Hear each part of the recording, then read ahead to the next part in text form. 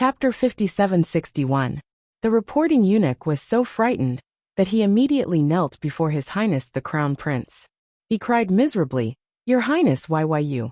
You can't go around yelling about such a big secret for this lowly one to hear.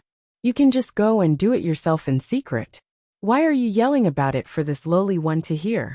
Should this lowly one report? Your Highness, don't kill this servant to silence me." The eunuch wailed as he crawled to Mou's feet and cried, "Your Highness, this servant swears that I definitely won't speak out of turn. Please spare this lowly one's life." "Why would I kill you?" Mou glanced at him. "Hurry back and report to my royal father. Pass on everything I just said to him, without leaving out a single word. You have to hurry, understand? My men will enter the palace in 3 days to capture them. If you only return to the capital after 3 days, then it's your problem." The eunuch was so frightened that he hurriedly crawled out, shrieking along the way, back to the capital, back to the capital." Mou couldn't help but roll his eyes when he saw the eunuch flee in terror. He turned to ask his personal bodyguard 7 steps behind him, "Steamed bun, am I that scary?" The guard stood expressionlessly not far away and nodded. "Very scary." Xiao blinked and shuffled to Mou's side. She poked him with a finger. "What? The old great king even specially sent a personal eunuch to reprimand you? Is it because Princess Huaiju's matter reached the old great king's ears?" Mou turned to glance at her, and nodded with a slight smile. "Why are you so smart?" "That's right." Xiao pursed her lips with a smug expression. "I've been smart since I was young. My sister also praises me." Mou snorted. "What do you think my eldest brother and eldest sister-in-law are doing? We've waited for them for so long, but we haven't seen them enter the city. Who knows?" Xiao was also a bit angry at the mention of this. Sister is such a baddie. She's so fickle. Isn't it enough to stroll around Quoto village for 3 days? Why did they have to stay for so long? Forget it. Let's pack up and leave tomorrow morning. What's wrong? Has Princess Huaiju's but recovered? Xiao scooted over to Mou's side with a strange expression, and glanced at him smilingly. "Oh right, what did your father scold you about just now? Since you're so angry, something big must have happened." Mou gave her a sideways glance. "You want to know?" Jolin nodded vigorously. Mou turned around and smiled at her. She reached out and gently tapped her forehead. "I'm not telling you." Seeing him leave, Jolin was so angry that he waved his fist at his back. "Stinking brat. When I meet up with brother-in-law, I'll definitely ask him to teach him a lesson.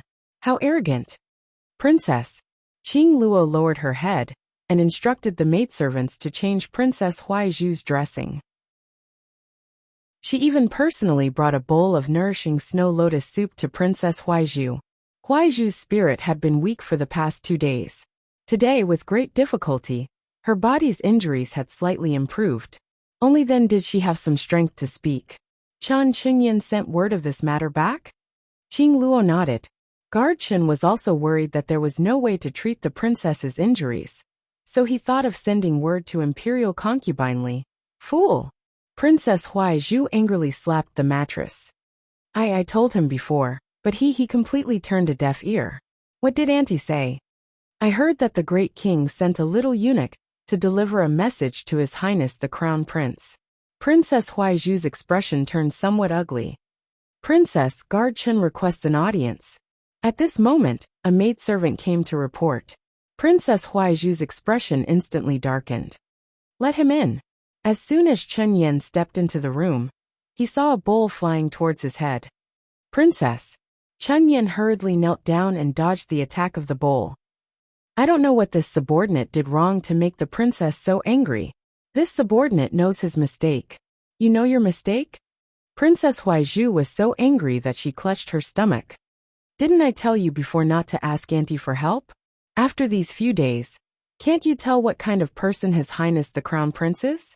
That person was clearly amenable to coaxing but not coercion. The harder you treated him, the more he would retaliate." Princess Huaiju's heart ached at the thought of this. It seemed that she could only be gentle on the way back to the capital, and see if she could pull His Highness's heart back to her. However, there was now an eyesore by His Highness's side. Princess Huaiju looked at Chen Yan with a sullen expression. I want you to atone for your crimes. Are you willing to do so? Chun Yin hurriedly nodded. Princess, please give me your orders. As long as it is the princess's order, this subordinate will do it without hesitation. I don't need you to die, Princess Huaizhu said indifferently. Come closer. Chun Yin hurriedly took a few steps forward and carefully listened to Princess Huaizhu's orders in a low voice.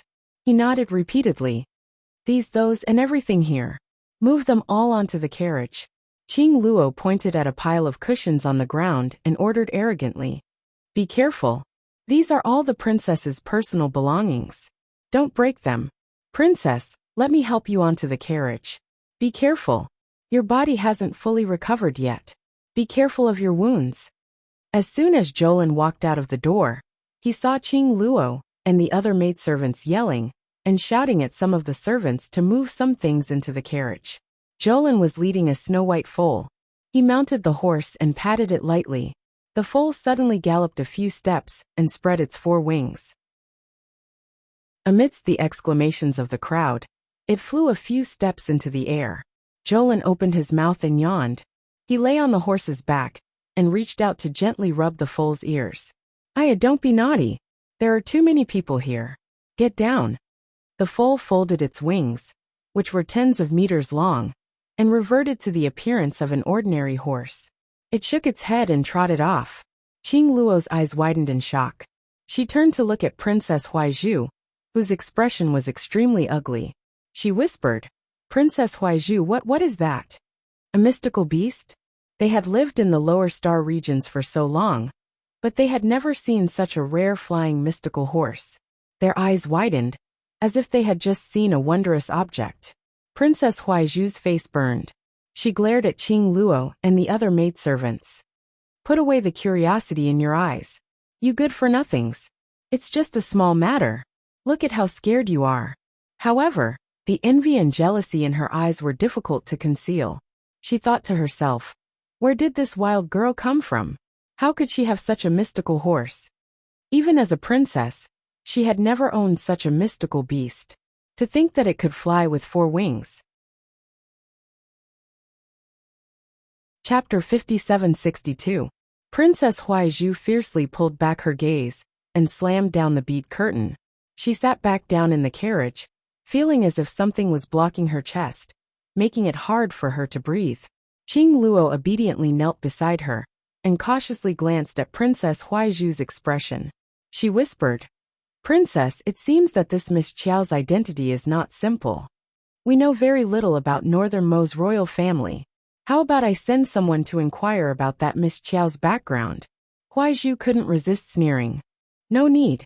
What's there to investigate? Don't tell me you really believed her words. The passageway between the upper 3 provinces and the lower star domain has long been sealed. Unless one ascends the heavenly stairway to the 6 prefectures' continents, how can one freely enter and exit? Qing Luo thought for a moment before whispering. Could it be that the other party has some powerful mystic artifact that allows them to freely travel between the 3 provinces, 6 prefectures, and the lower star domain? Princess Huaizhu glared at her in annoyance. Impossible. You've cultivated for so long. But have you ever heard of such an extraordinary person? I haven't. But seeing how powerful that lass's mount is, it doesn't seem likely that she's faking it. Qing Luo softly reminded. Actually, it won't take much time to find a few people to inquire among the people.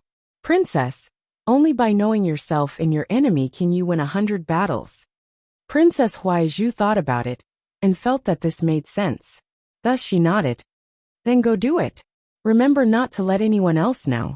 She didn't want others to know that she, the Grand Princess of the Horde Kingdom, was actually afraid of a little girl with no background.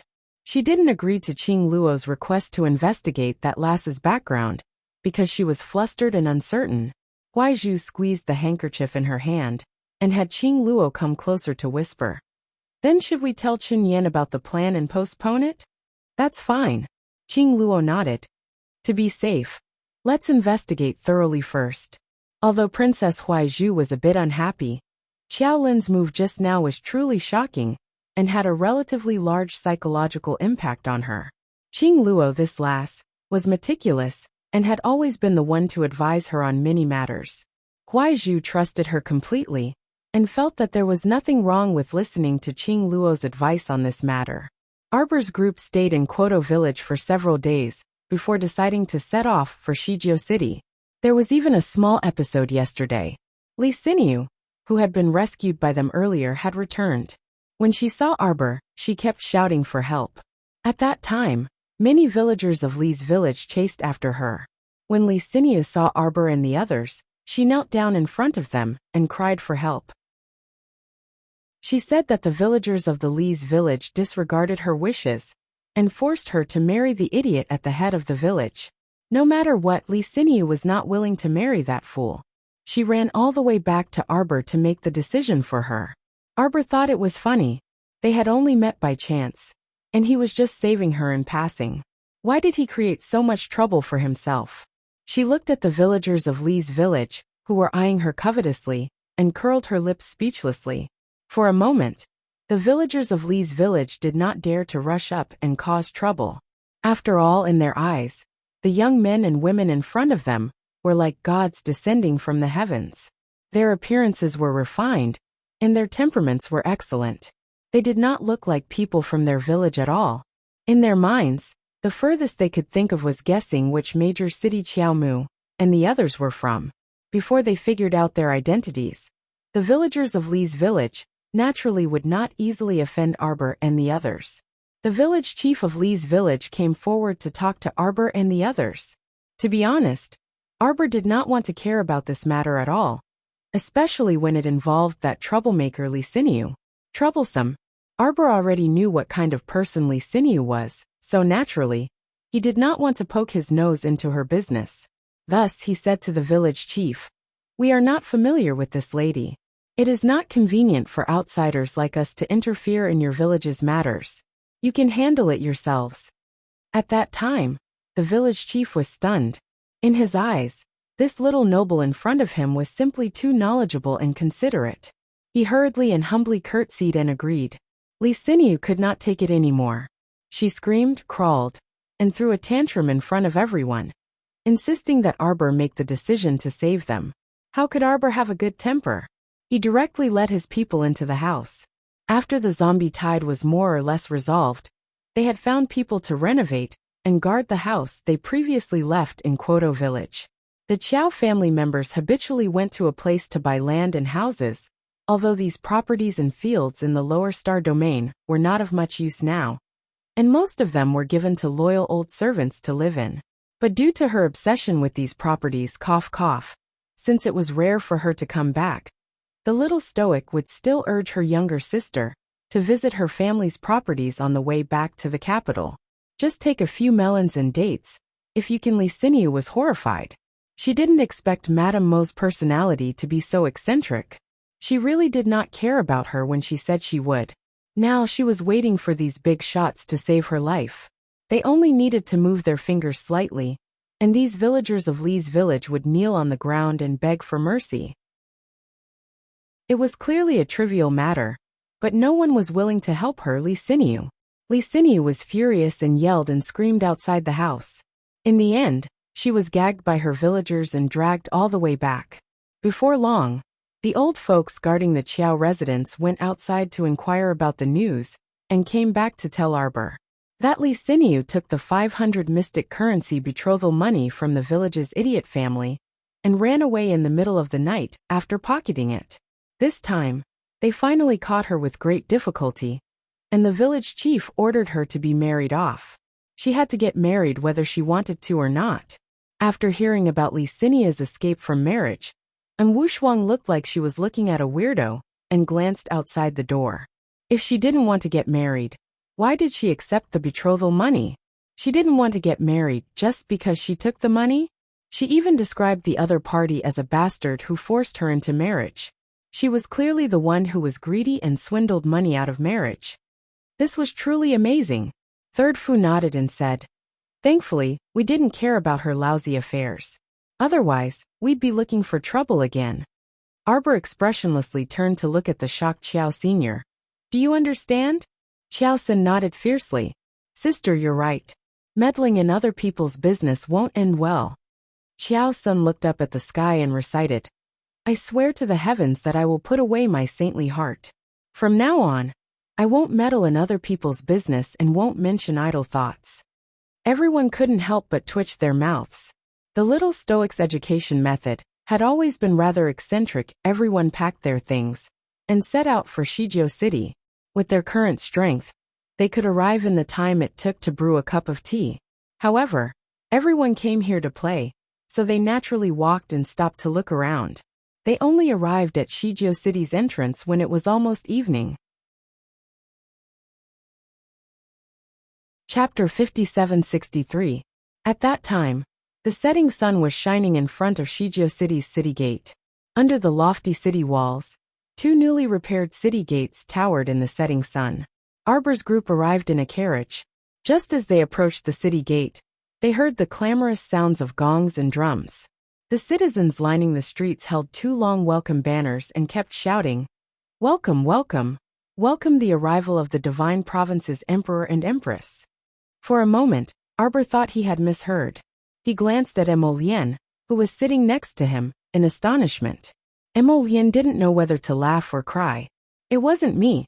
I've been with you these past few days. So how could I have gotten in touch with Shizhou City's people? Arbor thought that was true. Then it was that last Xiaolin who did it. If Xiaolin knew that her sister treated her like this, she would definitely cry injustice. She merely revealed to City Lord Gu that her sister and company would be arriving in a few days. Her original intention was to let City Lord Gu prepare and get close to her sister or something. After all, City Lord Gu was quite a nice person. She even specially instructed City Lord Gu to only receive them slightly. Who knew that City Lord Gu would make such a big fuss?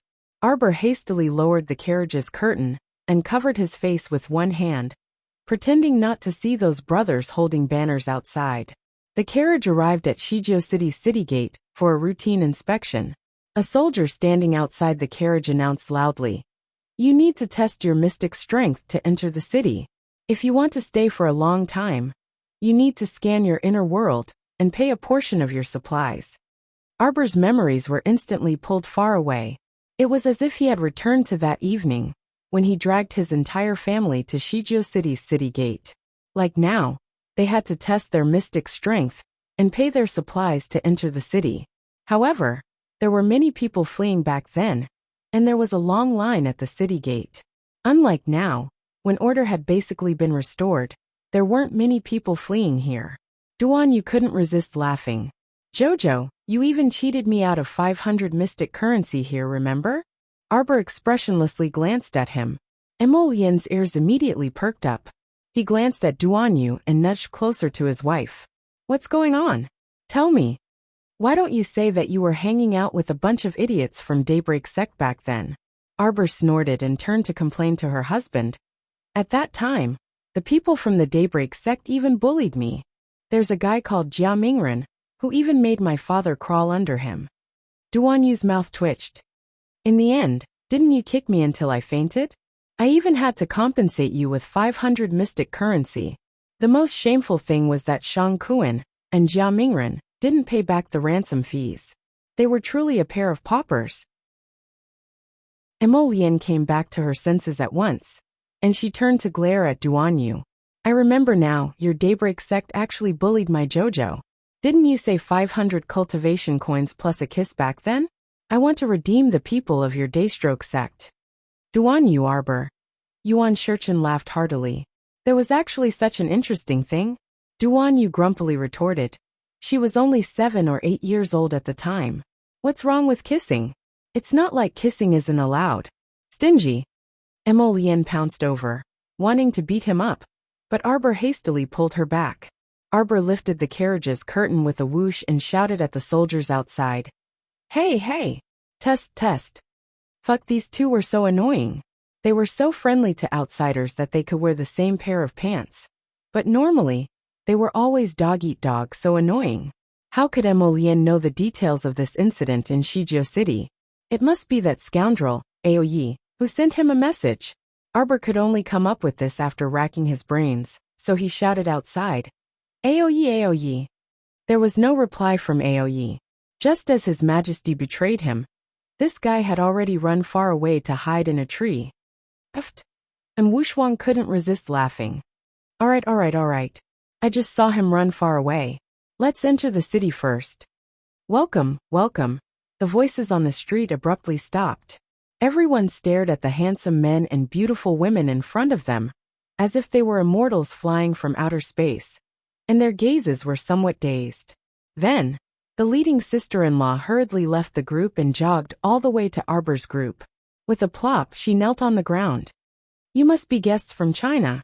With her looks, demeanor, and appearance, there was no need to guess.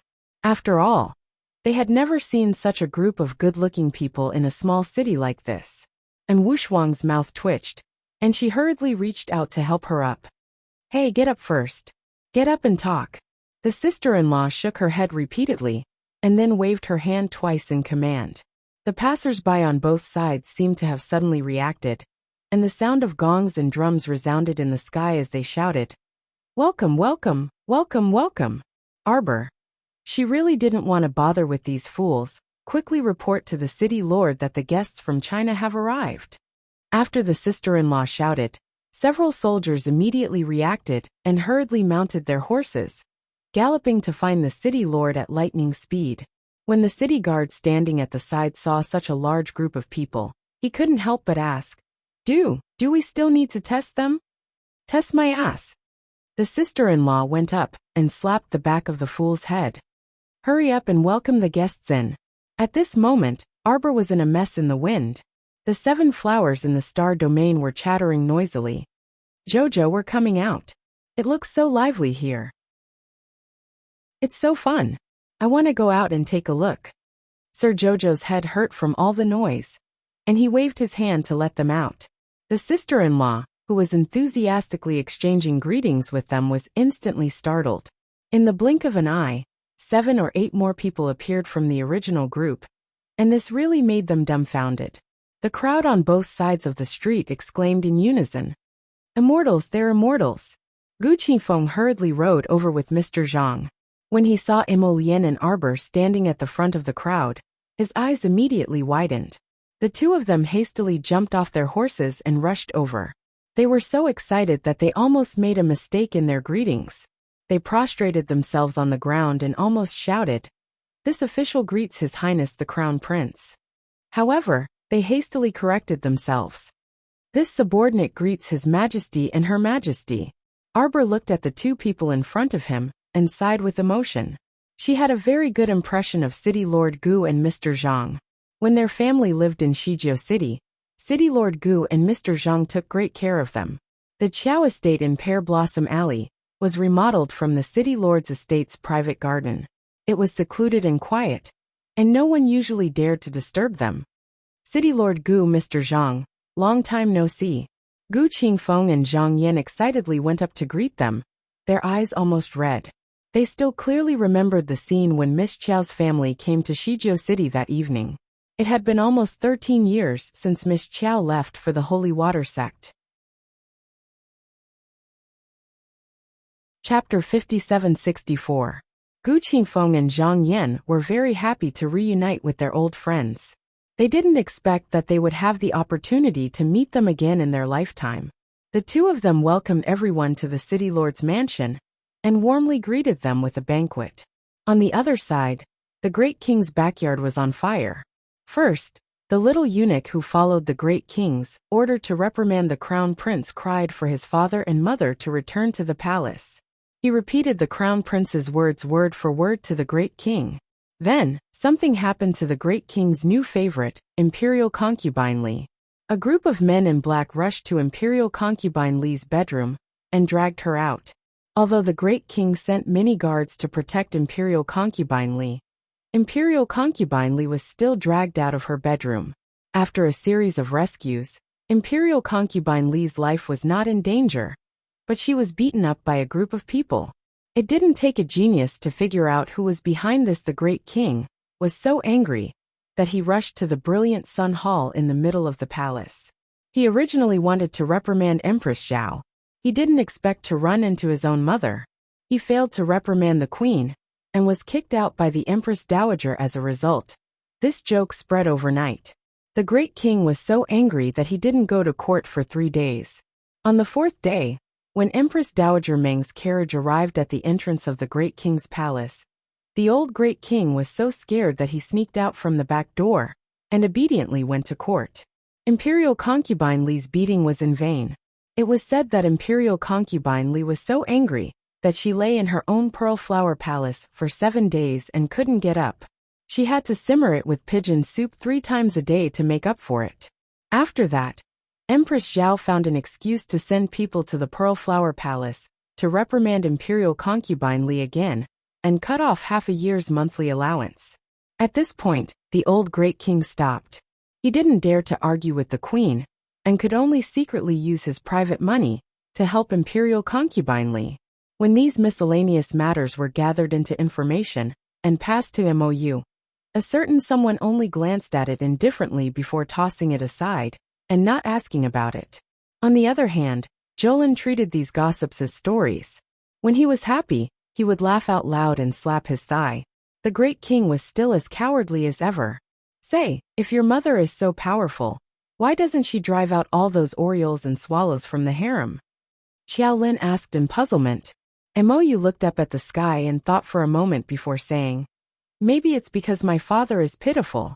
As the great king of Northern Mo, this fellow usually didn't have any great hobbies other than this little hobby of liking beauties. His mother pitied him and didn't want to kill off this hobby of his? The way they interact is really strange.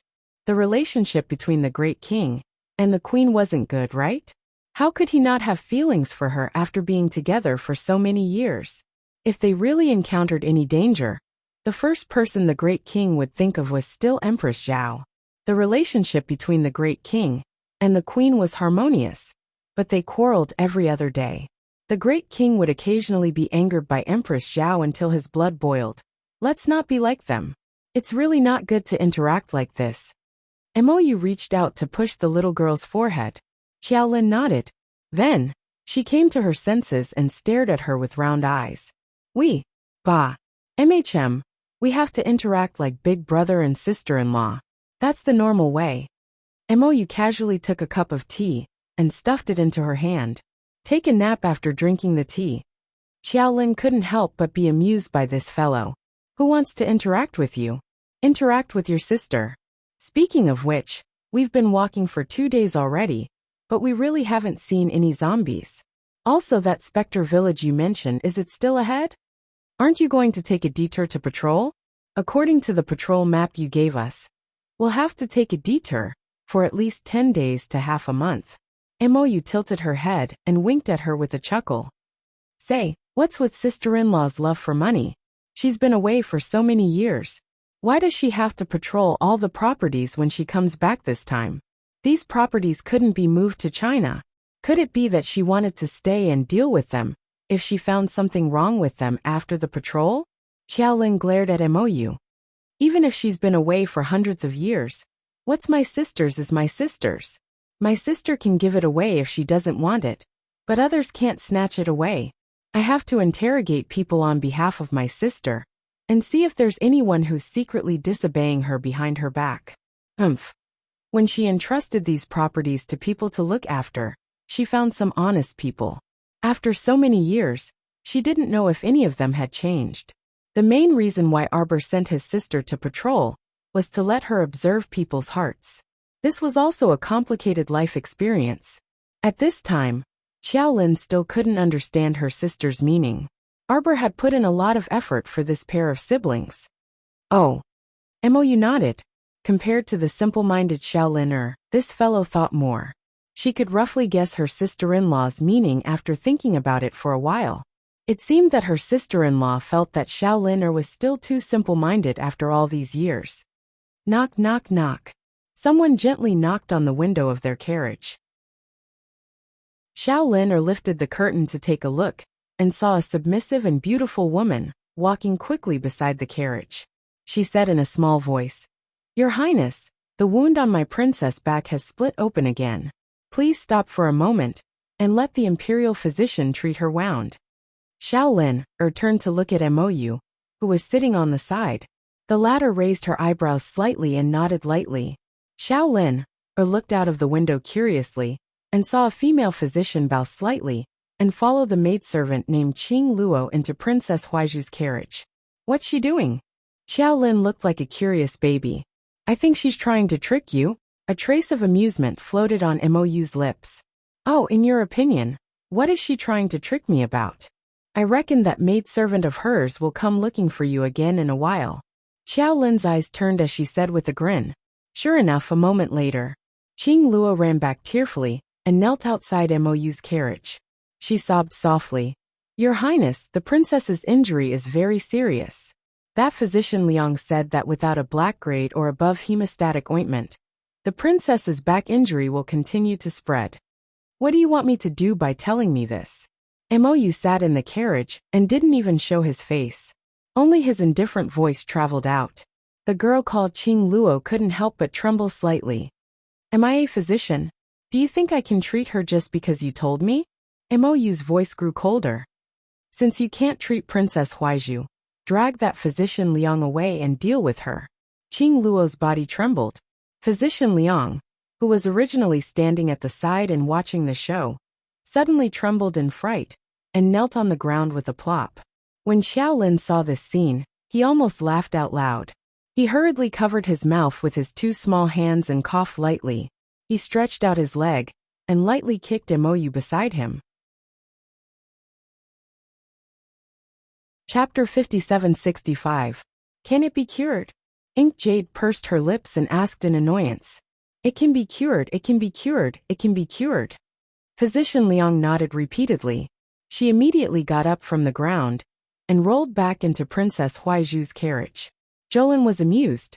Ink Jade lowered the curtain and said coldly to Qing Luo, Don't bother me if there's nothing important. Even if there's something important, don't bother me. Qing Luo hung her head dejectedly and climbed back into Princess Huaiju's carriage. She exchanged glances with the princess, who was lying on the cushion.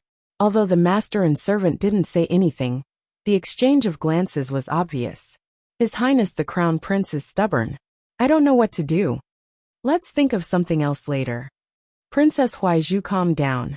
It seemed that her constant attempts to get close to His Highness had made him very unhappy.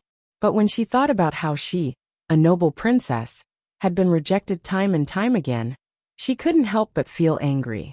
After Physician Liang gingerly finished examining Princess Huaiju's illness, she left. The princess hurriedly gave her personal servant Qing Luo a look. Go send a message to Chen Yan. Princess Huaiju stuffed a slip of paper into Qing Luo's hand and gestured with her lips. I thought of another way to test that, Miss Qiao. Yes. Qing Luo looked down at the slip of paper and nodded with a smile. Princess, don't worry and recuperate. This servant will talk to Chen Yan. Princess Huaiju gently pressed down on her back, and a sharp pain immediately came over her. She gritted her teeth and slowly lay down with one hand on her waist. Don't disturb me if there's nothing important. Let me sleep a little longer. Yes, Princess. Qing Luo climbed out of the carriage and quietly went to find Chen Yan. Their every move fell into the eyes of Ink Jade's secret guard, Steamed Bun. Steamed Bun sent a message not long after. Ink Jade glanced at it and didn't say much. She only gave an indifferent order to continue on their journey. Jolin was about to fall asleep in the carriage. The bumpy ride lasted until 10 in the evening. The carriage stopped at the entrance of a small town. The wheels rolled over a wooden stick and jolted heavily. Jolin's large head shook violently, waking her up. Mou found her interesting and couldn't help but smile. You're awake? Oh, where are we now? According to the map of your assets, we should have reached Pingyang town by now. Mou held the map of the Qiao family's assets and glanced at it with interest. His slender finger pointed at one of the red dots. Here, it's here. According to the records, there is a manor here, with 100 mu of land. Why do you think sister-in-law would buy property in such a small town? What do you know? Jolin glanced at the man in annoyance. My sister is an ambitious person. Buying property all over the country is her ambition and goal. What do you men know? Mou was speechless. Actually, she just likes to amass wealth everywhere. Mou thought to himself. Maybe he saw something good on the way and bought it. This was probably his hobby. That manor is in the easternmost part of town. Should we go there now? Jolin nodded. Let's go. While they were talking, they suddenly heard a loud noise coming from behind the carriage. Accompanied by ear-piercing shouts and commotion, the noise quickly spread towards them. Mou lifted the carriage curtain with one hand, only to see secret guard Steamed Bun standing outside the window expressionlessly. Seeing him poke his head out, Steamed Bun said indifferently, "Someone touched Miss Chiao's divine beast. They are now being chased by the divine beast." Jolin blinked her large eyes and jumped out of the carriage. Looking up, she saw her little Pegasus spreading out 4 wings that were tens of meters long, flipping in the air. It opened its mouth and spat out a flame that was several meters long, chasing after someone below. Hua! The large crowd below broke out in cold sweat, rolling and crawling in all directions to dodge. Jolin jumped in fright and hurriedly leaped into the air. With a whoosh, she arrived beside the little Pegasus. Don't make a scene. This 4-winged snowfoal was, in essence, a sacred beast that was infinitely close to a sacred beast. If it were to get angry in the lower star domain, a mouthful of flames could kill thousands of people. Jolin broke out in cold sweat and hurriedly raised her hand to calm the little Pegasus head. What are you doing? Don't make a scene. The 4-winged snowfoal shook its head and rubbed against Jolin, the words, "I'm in a bad mood," written all over its face. Jolin hurriedly circled around it. Seeing that it was safe and sound, she couldn't help but heave a sigh of relief. Then she wondered if she was too nervous. Where was this place? This was Seacombe Planet, not the Divine Continent. How could there be something that could hurt her divine beast? It was just that her Snowy had always been very obedient. Why was it so angry now? Jolin made it fold its wings and hopped down from the horse's back. She then flipped down from the horse's back and raised her hand to stroke the snowy white fur on its neck. Turning around, she saw Mou slowly walking over from outside the crowd. Jolin said to him, "What's going on? Who was it that touched my Snowy just now?" If someone hadn't touched it, based on Jolin's understanding of this little Pegasus, it wouldn't have gotten so angry so easily. Mou raised his eyebrows and turned to look at the hidden guard following behind him. Steamed Bun waved his hand, and 2 guards escorted a dark, thin and short man. They pushed him in front of Jolin and directly kicked his knee.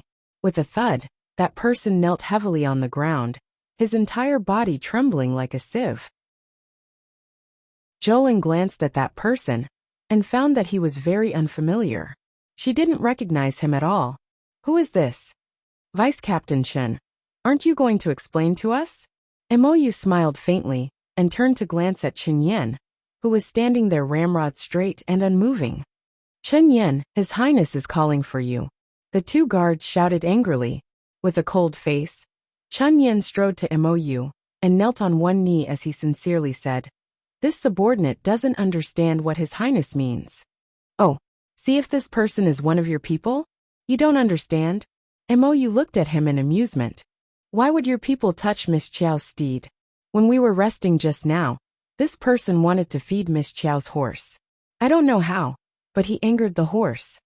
Chen Yan coldly glanced at that person, then took 2 steps forward and slapped him across the face. "What's going on? Who told you to touch Miss Chiao's steed?" That person gritted his teeth and didn't make a sound.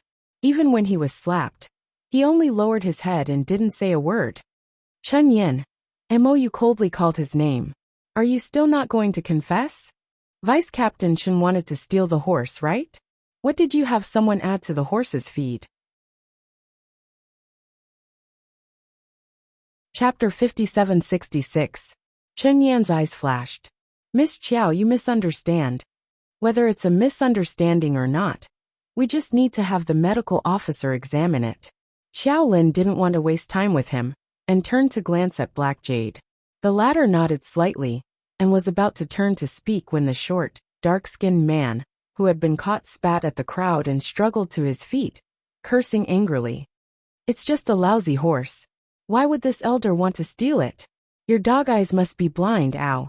Before he could finish speaking, Steamed Bun punched him to the ground. Black Jade's cold eyes swept over him. "Make him speak the truth." "Yes." Steamed Bun pulled the man up and dragged him out of the crowd like a rag. This action was so large that it gave everyone a fright. Princess Huaizhu, who was standing nearby, subconsciously clenched her fists and anxiously turned to look at her servant girl.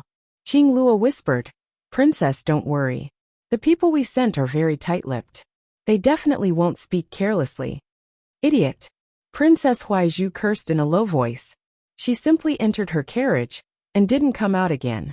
Not long after, Steamed Bun ran to the princess' carriage to pass on a message that His Highness had invited her.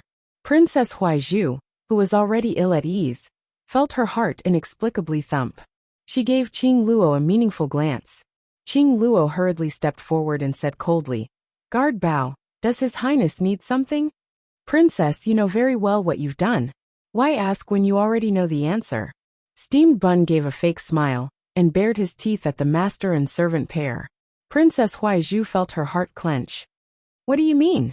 Before Huaizhu could speak, Qing Luo had already shouted at the top of his lungs. "You Northern Mo people wouldn't suspect that our princess wanted to steal Miss Qiao's precious horse, right?" Qing Luo sneered. "Is she worthy?" "Princess, there's no need to deny it. Your subordinate has already confessed the truth. He even gave that taming talisman to His Highness." Princess Huaizhu's expression changed, and she nervously turned to look at Qing Luo. The meaning in her gaze was very clear. "Didn't you just say that the people you sent over are all stubborn and won't be recruited?" It hadn't even been 5 minutes, but she had already revealed everything. She had even given the precious taming talisman to the crown prince. Huaizhu felt that her heart and lungs were about to explode from anger. She reached out and tightly grasped the hem of her clothes. She raised her chin and tried her best to maintain a noble demeanor. "Lead the way." Qing Luo was also startled. He hurriedly got off the carriage and nervously followed Princess Huaizhu all the way to the open space by the riverside. Mou decided to camp here for the night and settle the dispute at hand before continuing on his journey. He felt that he had to make things clear to this foolish princess. He hoped that in the future, she would not come up with this kind of joke again. He actually used a talisman in front of Miss Qiao, and it was even that kind of lousy taming talisman? He had never heard of such a talisman in the world. Earlier, he had asked Jolin, and Jolin had clearly told him that the princess had been deceived. There was not the slightest bit of talisman energy flowing on that so-called taming talisman. Therefore, that taming talisman was a fake talisman. The princess of the Horde country was the well-educated and well-mannered woman that Lord Father had described. Why did it seem like she was completely different? Could a normal person use a talisman in front of Miss Qiao? Although this second Miss Qiao did not know how to draw talismans, it went without saying how many precious talismans she had on her. Her elder sister was a truly omnipotent saint-level great talisman master. Saint-level golden talismans could be drawn with bare hands without any effort. To actually show off in front of second Miss Qiao and use a fake talisman to trick her. Wasn't this a joke? Huaizhu walked through the crowd, followed by a somewhat nervous Qing Luo. The master and servant pair's movements were somewhat restrained as they walked to Mou. At that moment, a gentle breeze was blowing by the riverside, swaying the thin weeping willows. That outstanding young man and woman were sitting by a small fire, fiddling with the food on the grill. When Huaizhu and Qing Luo walked over, Jolin only turned to glance at them, then continued to stare at the food. Mou waved his hand, indicating for Steamed Bun to escort over the dark-skinned youth who had confessed. That person was covered in blood, which was rather out of place in this tranquil, jade-green water. Qing Luo shrieked in fright, but when Huaizhu glared at him, he hastily covered his mouth, not daring to make the slightest sound. Mou turned to sweep a glance at the master and servant pair. "Does Princess have any explanation? This person confessed that it was you who ordered him to do it. This taming talisman was also given to him by your maidservant." As he spoke, Mou tossed the crumpled yellow talisman in his hand in front of Princess Huaizhu, a trace of incomprehension in his eyes. This woman was truly foolish and naive. This taming talisman might have been given to her by some swindler, but she actually believed it to be true. Everyone knew that mystic cultivators above level 10 could form contracts with mystic beasts by chance. It was not possible for a random talisman to tame a beast. No, it's not like that. Your Highness, don't listen to his nonsense. Our princess doesn't know him at all. Qing Luo gritted his teeth in anger, his gaze darting back and forth as if searching for someone. Looking for Chen Yan? This prince had him tied up. Mou curled his lips. This person's management was lax, and a notorious thief appeared among his subordinates. As the deputy captain, he should also take responsibility. From today onwards, remove Chen Yan from his position as the deputy captain. In the future, he is not allowed to interfere in any of the Dragon Saliva Guard's matters. Mou coldly ordered. Yes, Princess Huaiju's heart thumped again, and she inwardly cursed. This Chen Yan was one of her aunt's trusted aides. Her aunt had expended a great deal of effort to arrange for this person to be the deputy captain of the Dragon Saliva Guard. But now His Highness the Crown Prince had dismissed him with a single sentence. This truly made one feel extremely powerless. In the face of absolute power, anything one did would be courting death. Mou swept a glance at the pale-faced Princess Huaizhu, and a faint trace of disgust flitted through his eyes. I'll give you a word of advice. There's still about 20 days of travel. Don't create such a mess again. This prince's patience is limited. Limited? You simply don't have patience. Or should I say, you truly don't have the slightest bit of patience with this princess. Princess Huaizhu's eyes shot out flames of fury.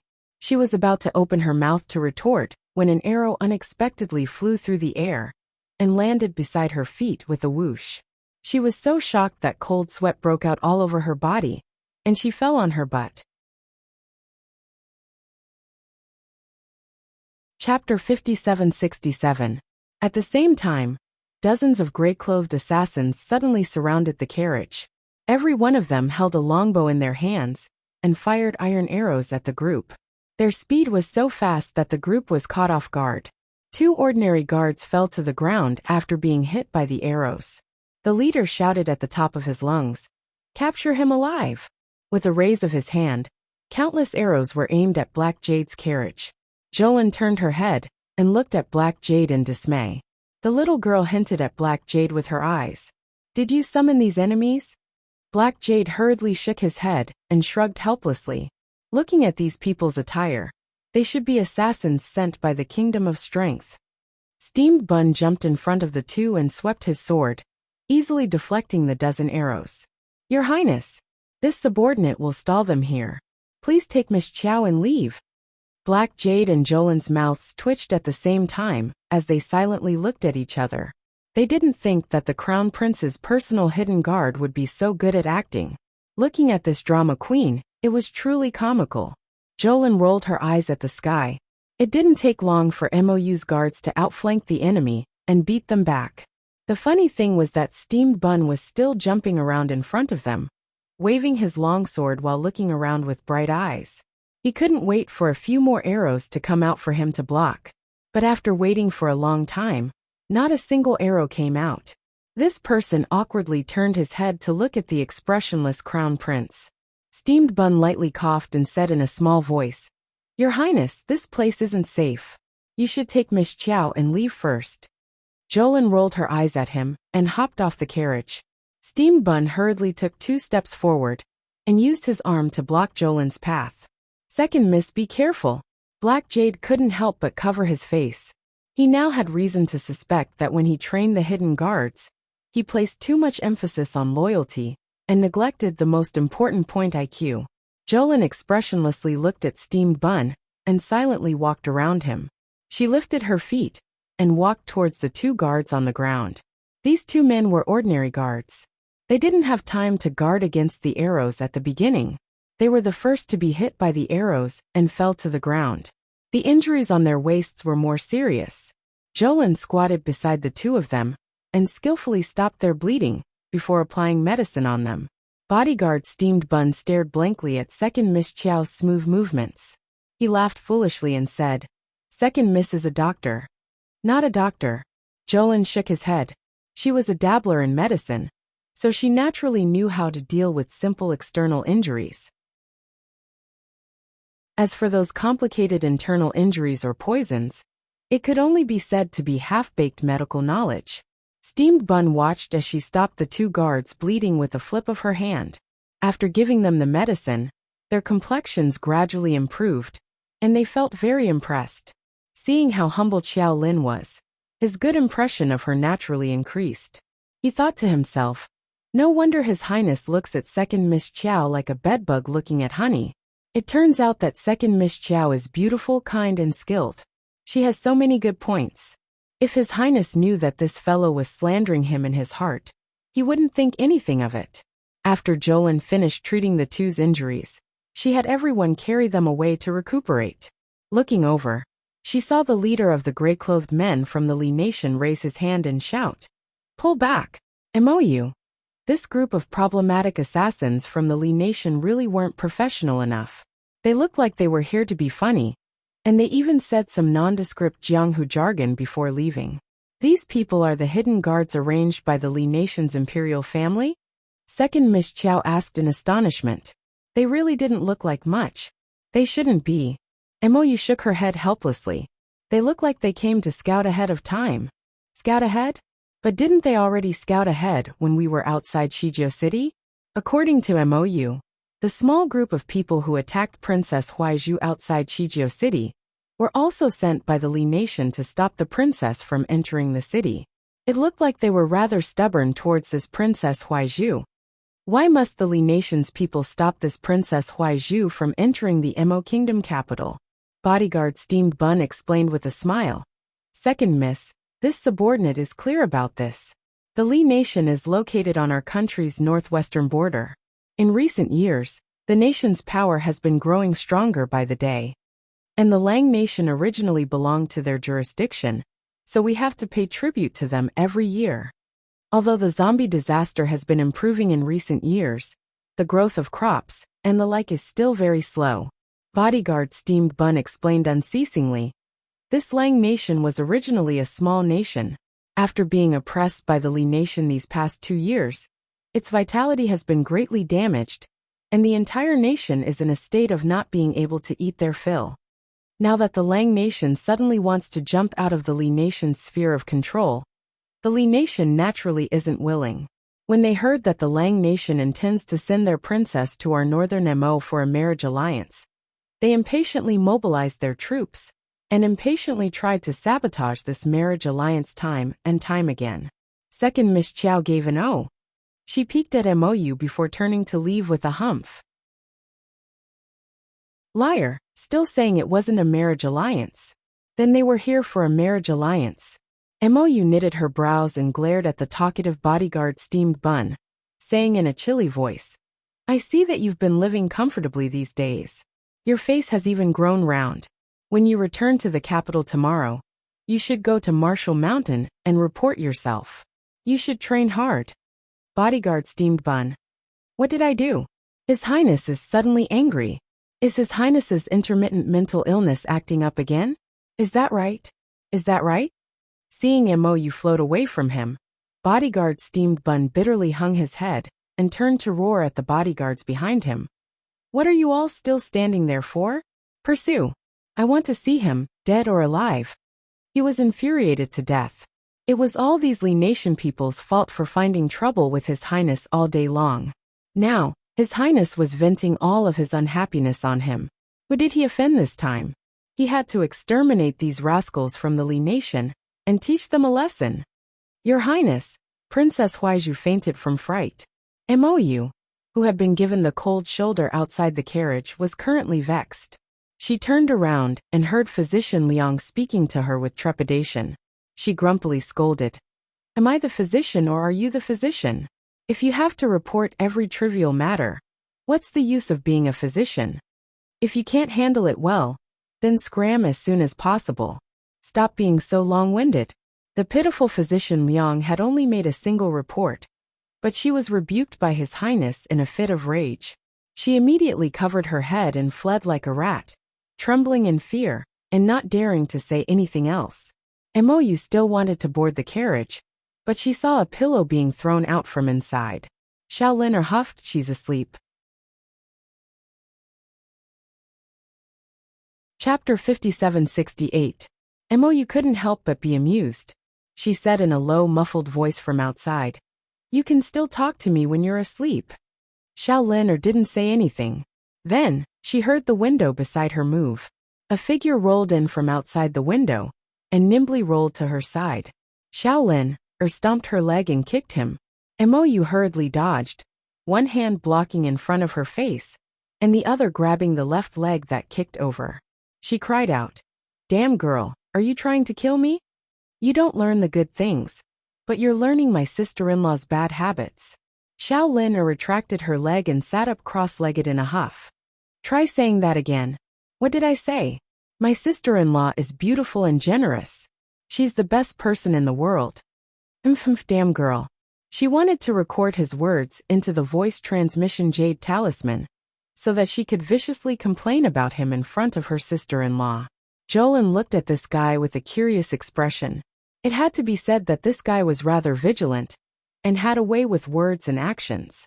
She was just thinking of secretly tricking this guy to say something bad about her sister, so that she could give the voice transmission jade talisman to her sister. She didn't expect that this guy wouldn't fall for it. What a slippery guy. Jolin harumphed and turned to look out the window. I'll sleep in the carriage today. You can scram now. Why were you angry just now? Who's angry? Jolin turned to glare at him angrily.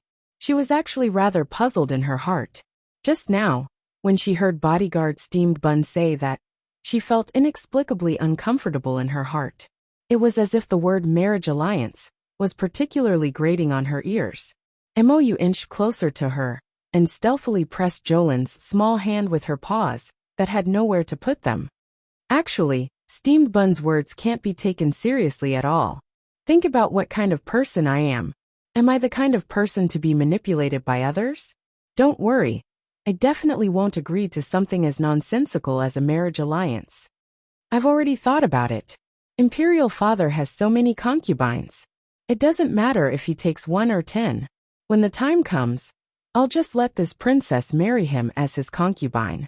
Jolin looked at Mou, as if she was looking at a god. The meaning in her eyes were somewhat indescribable. She really wanted to ask this young man in front of her, Are you really your father's son? How could you arrange a concubine for your own father? Did you even consider your own mother's feelings? She was indeed a peerless weirdo. Mou didn't notice the look in Xiaolin Er's eyes as he continued to plan. What do you think of my idea? Not bad, right? Look at my father. He can't do anything, but he's number 1 in life. If I were to suggest that he accept this princess, he would definitely agree.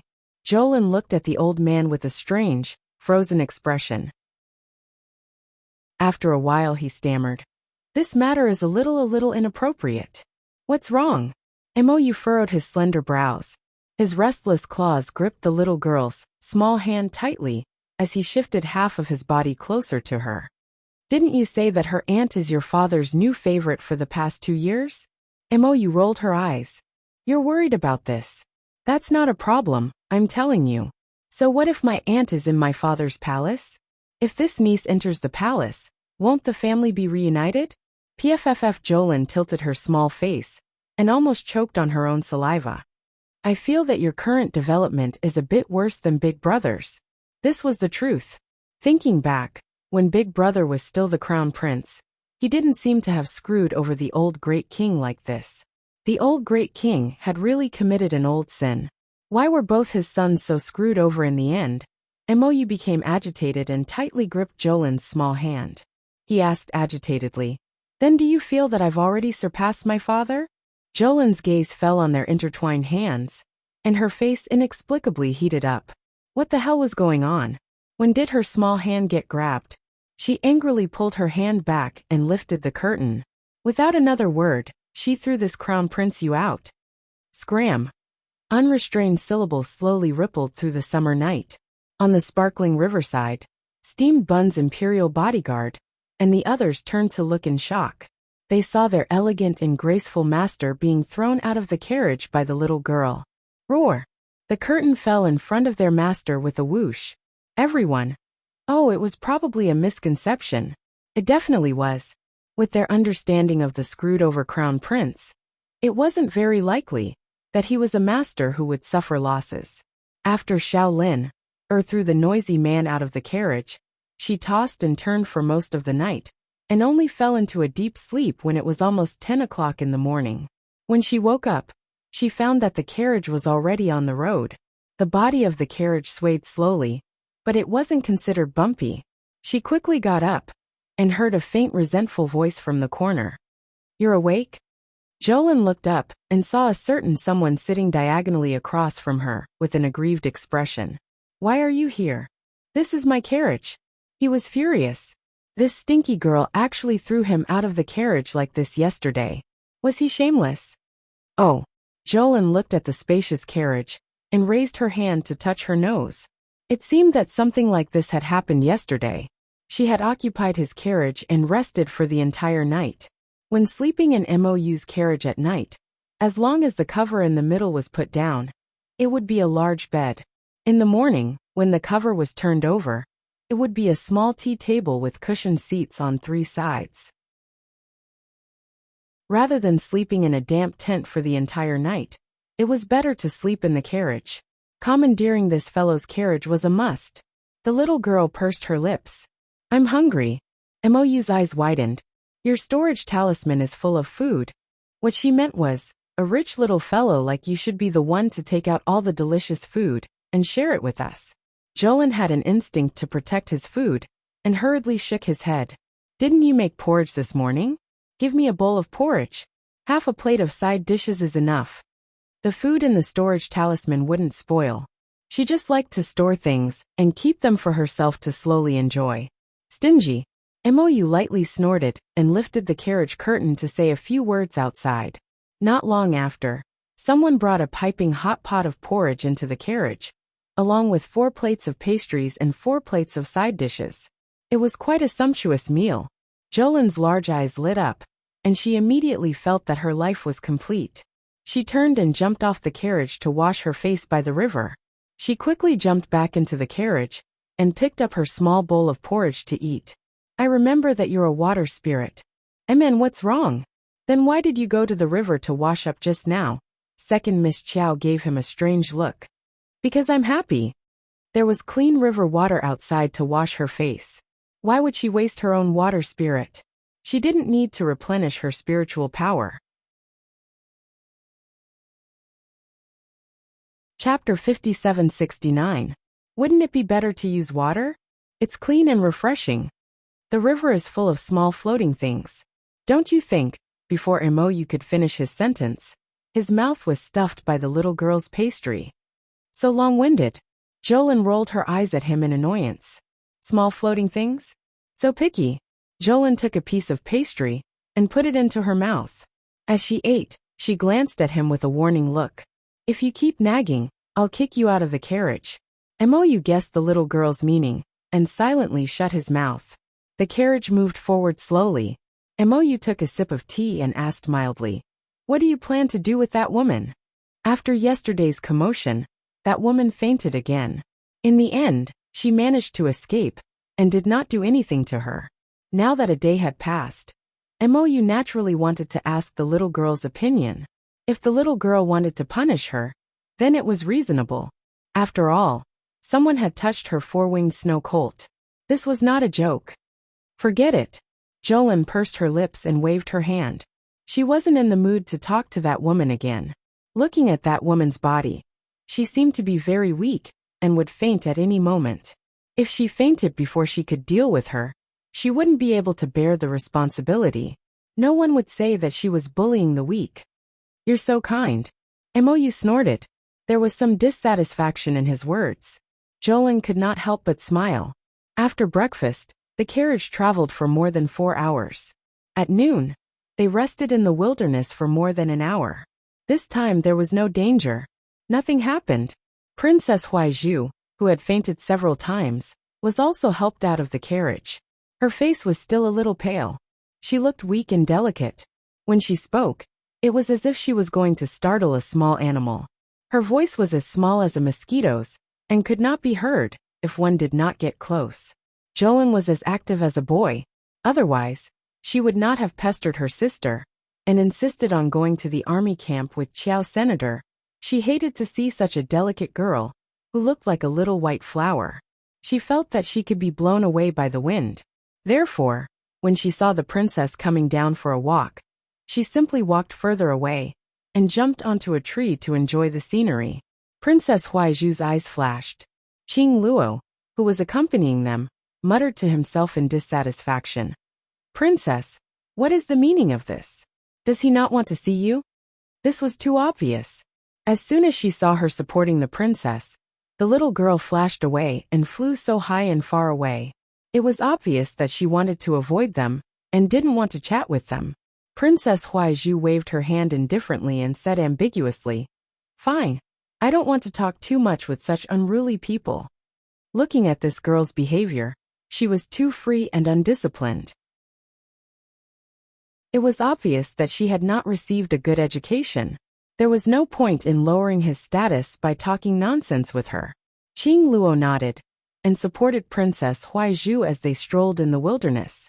Only when the leader of the group called for them to gather did they return to the carriage. After a few days of traveling peacefully, one evening, they entered a mountain forest that was shrouded in dark fog. Mou said to Shaolin, From the moment you step into the forest, you've entered the vicinity of the undead village. Be careful. Jolin was a little excited. Along the way, not to mention zombies, they hadn't even seen a single beast that didn't have eyes. While this made her feel bored, it also made her miss the days of fighting zombies. Thinking back to when they were fleeing, there were so many zombies that they covered the sky and earth. Every time they saw one, they would explode.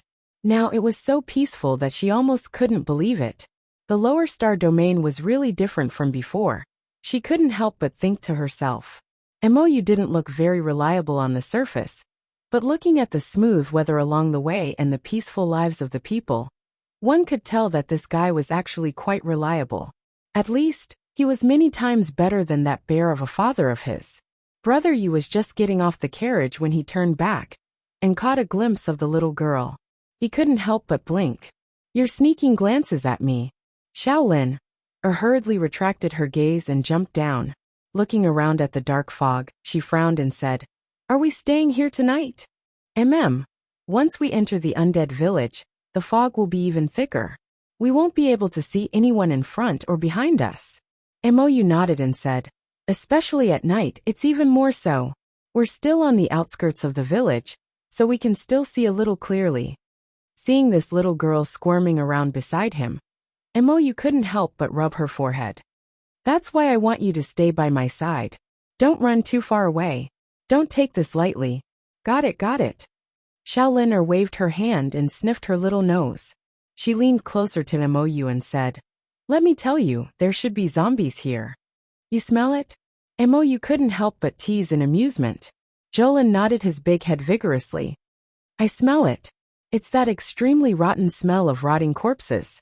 Mou, he almost didn't know what to say. He felt like he couldn't continue the conversation. Jolin looked around and glanced at Mou. You don't believe me? Yes, I believe you. Mou nodded helplessly and turned to whisper some instructions to Steamed Bun. Steamed Bun quickly ordered everyone to set up camp and rest. They planned to set off for the undead village tomorrow morning. Suddenly, they heard a cry of surprise from nearby. Everyone looked over and saw Qing Luo supporting their Princess Huaizhu as they ran over. Her forehead was covered in sweat, and her face was pale. Your Highness, there's a snake over there. Everyone couldn't help but roll their eyes. So what if it was a snake?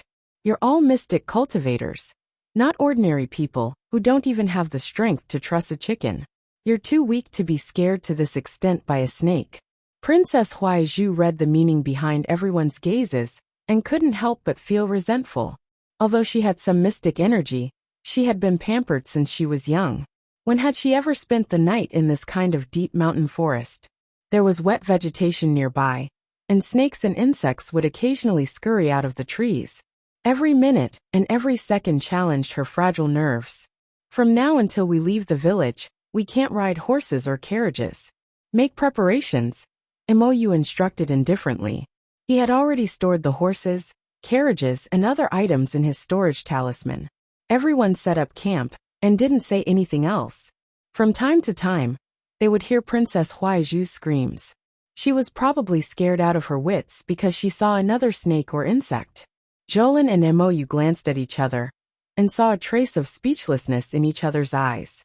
This princess was so delicate. She shouldn't be going out. Why would she be so particular when she was outside?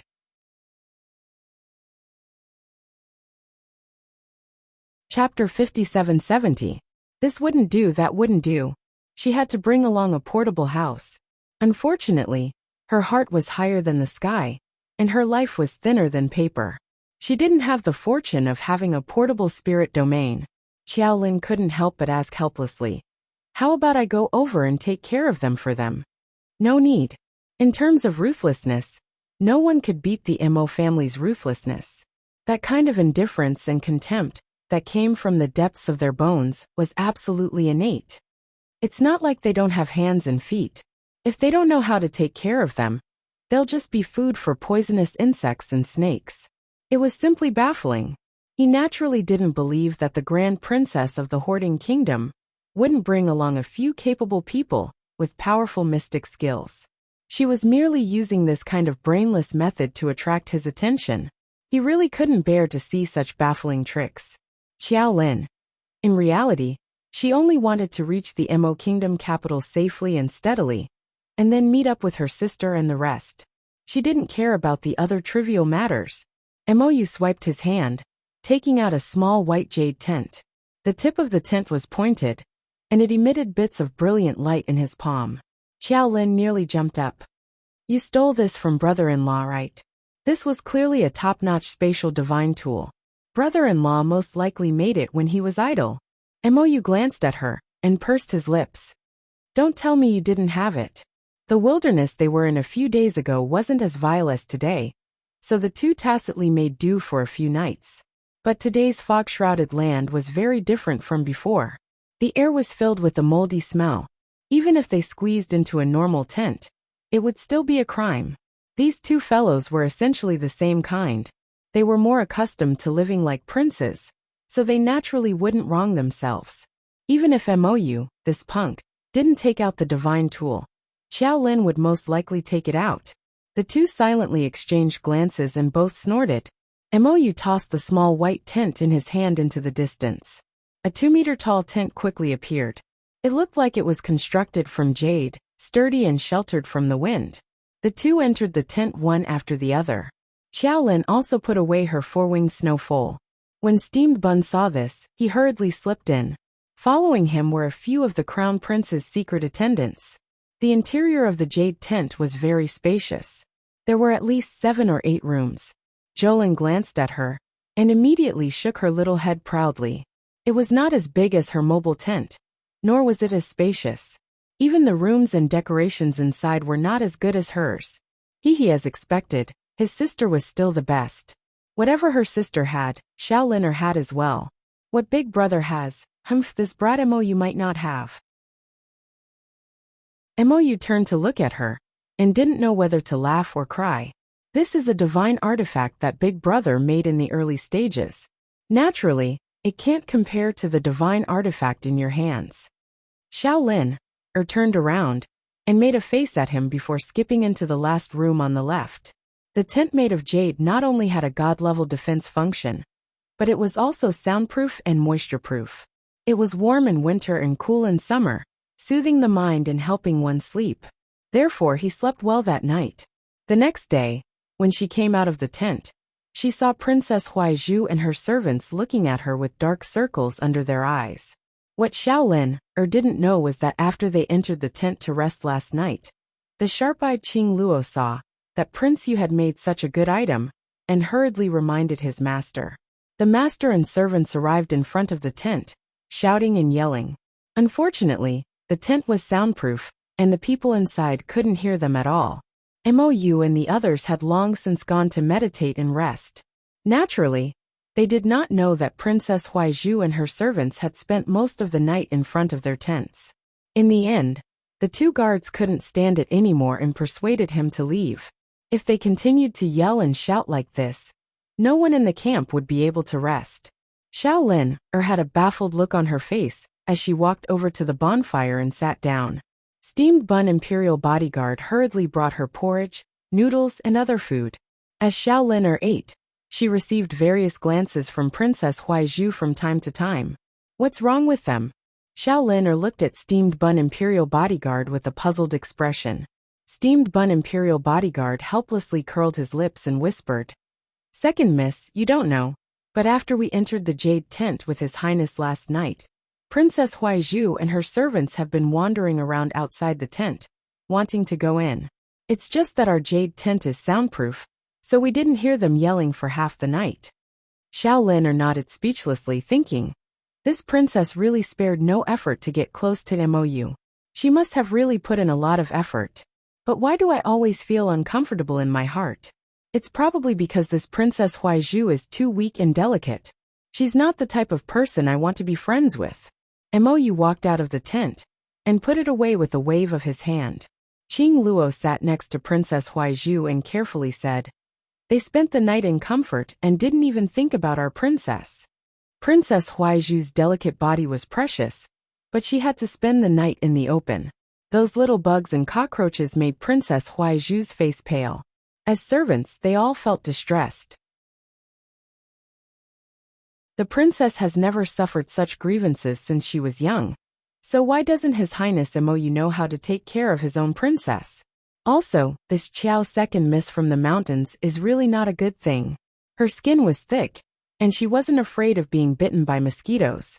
She even relied on the fact that she had known His Highness since she was young to shamelessly stay in the same tent as His Highness. A man and a woman alone for a night was truly shameless. At this time, they had long forgotten that there were 4 or 5 personal guards who went in with Mou. How could Huaizhu and the others know that the jade tent was divided into 7 or 8 small rooms? They only thought that Xiao second miss was shamelessly sticking to His Highness and staying in the same tent with him. With their eyesight, they could only see that the material of the tent was much better than ordinary tents.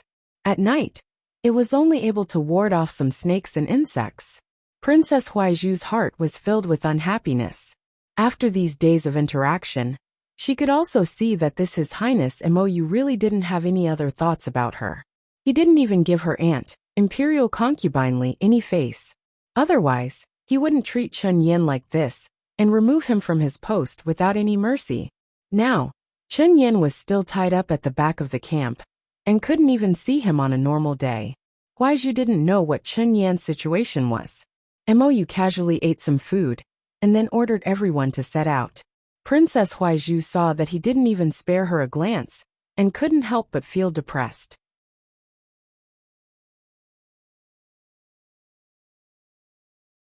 Chapter 5771. Princess, we have to be careful when we enter this village. Qing Luo moved closer to Princess Huaizhu and said with a frightened expression, "I heard that this village is a bit unclean." Princess Huaizhu was still feeling stifled. Hearing Qing Luo's words, she couldn't help but feel irritated. What do you mean by unclean? Could it be that there are wraiths in this small village? Qing Luo nodded subconsciously. She moved closer to Princess Huaizhu and whispered, "I heard that when His Highness the Crown Prince's group passed by this place, 2 people disappeared for no reason. They haven't been found since." Huaizhu was a little creeped out by her sneaky look. She pushed Qing Luo's arm away and forced herself to calm down. Ridiculous.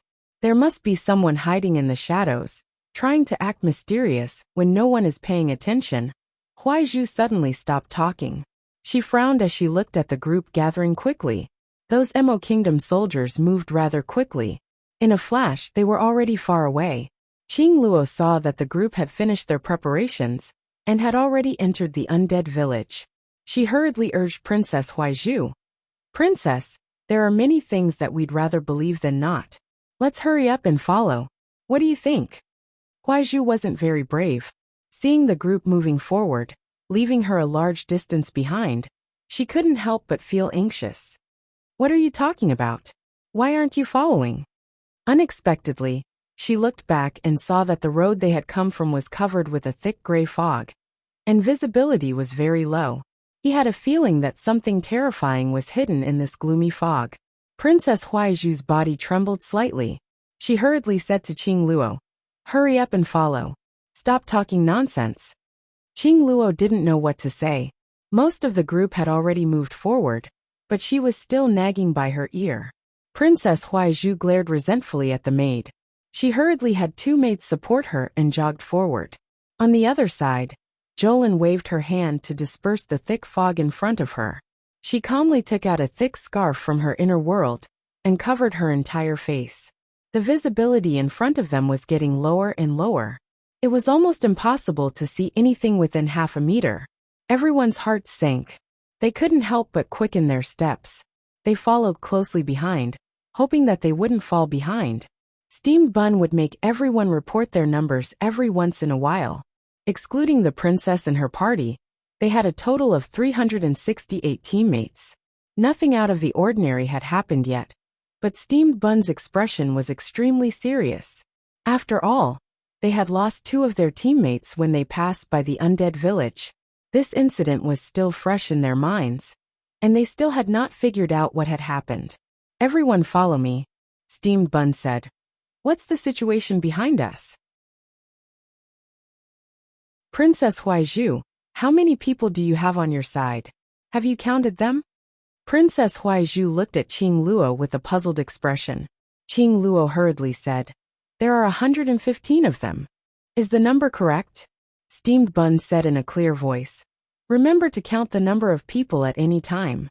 The brothers walking at the back should pay more attention to each other. These words made everyone's hair stand on end.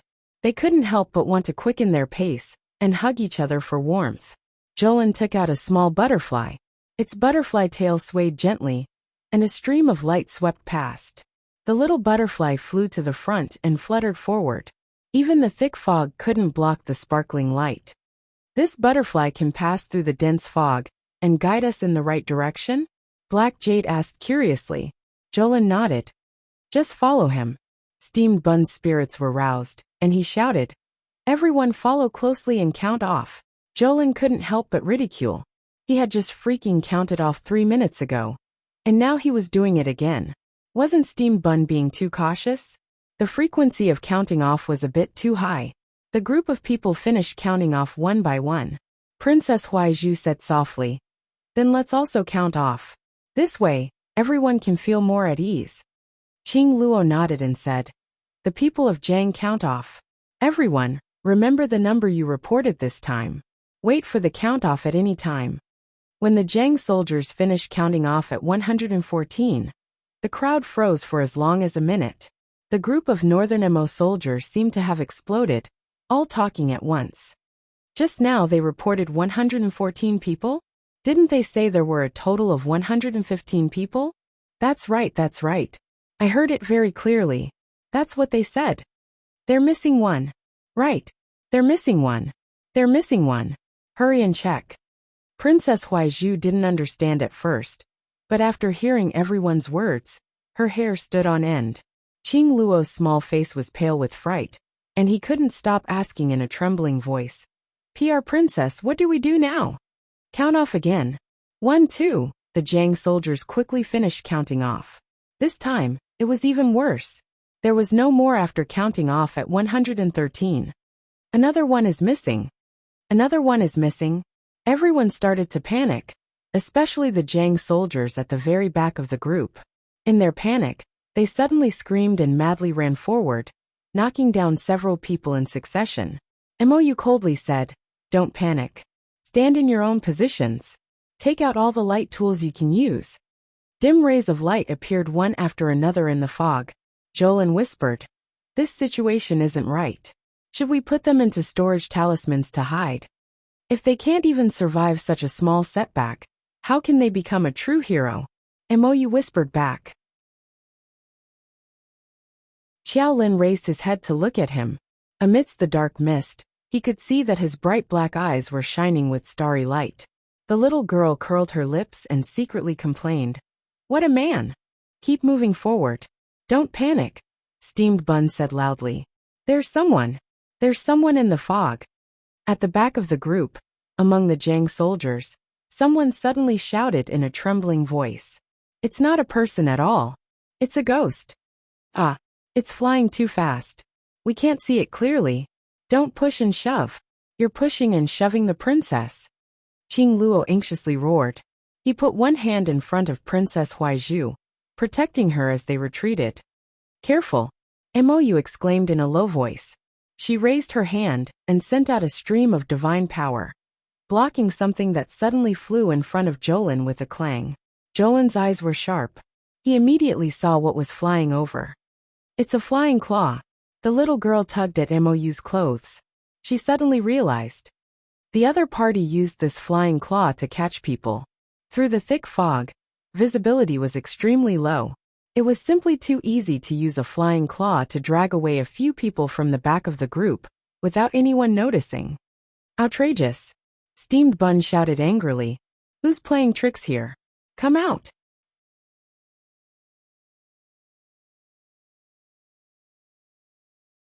Chapter 5772. All of a sudden, a large amount of white medicinal powder was sprinkled in front of everyone. Jolin stuffed a pill into Mou's hand and used a thick scarf to cover her mouth and nose.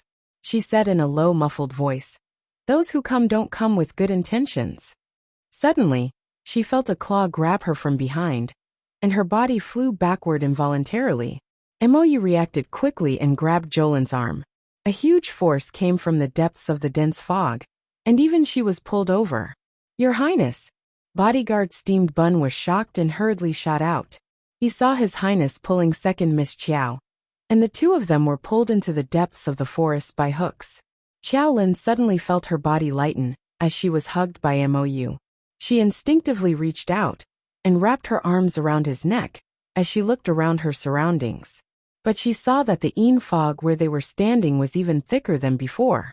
A small building faintly stood in the depths of the fog, and the two of them couldn't see it clearly with their eyesight. Jolin wasn't very nervous, and she looked into the distance curiously.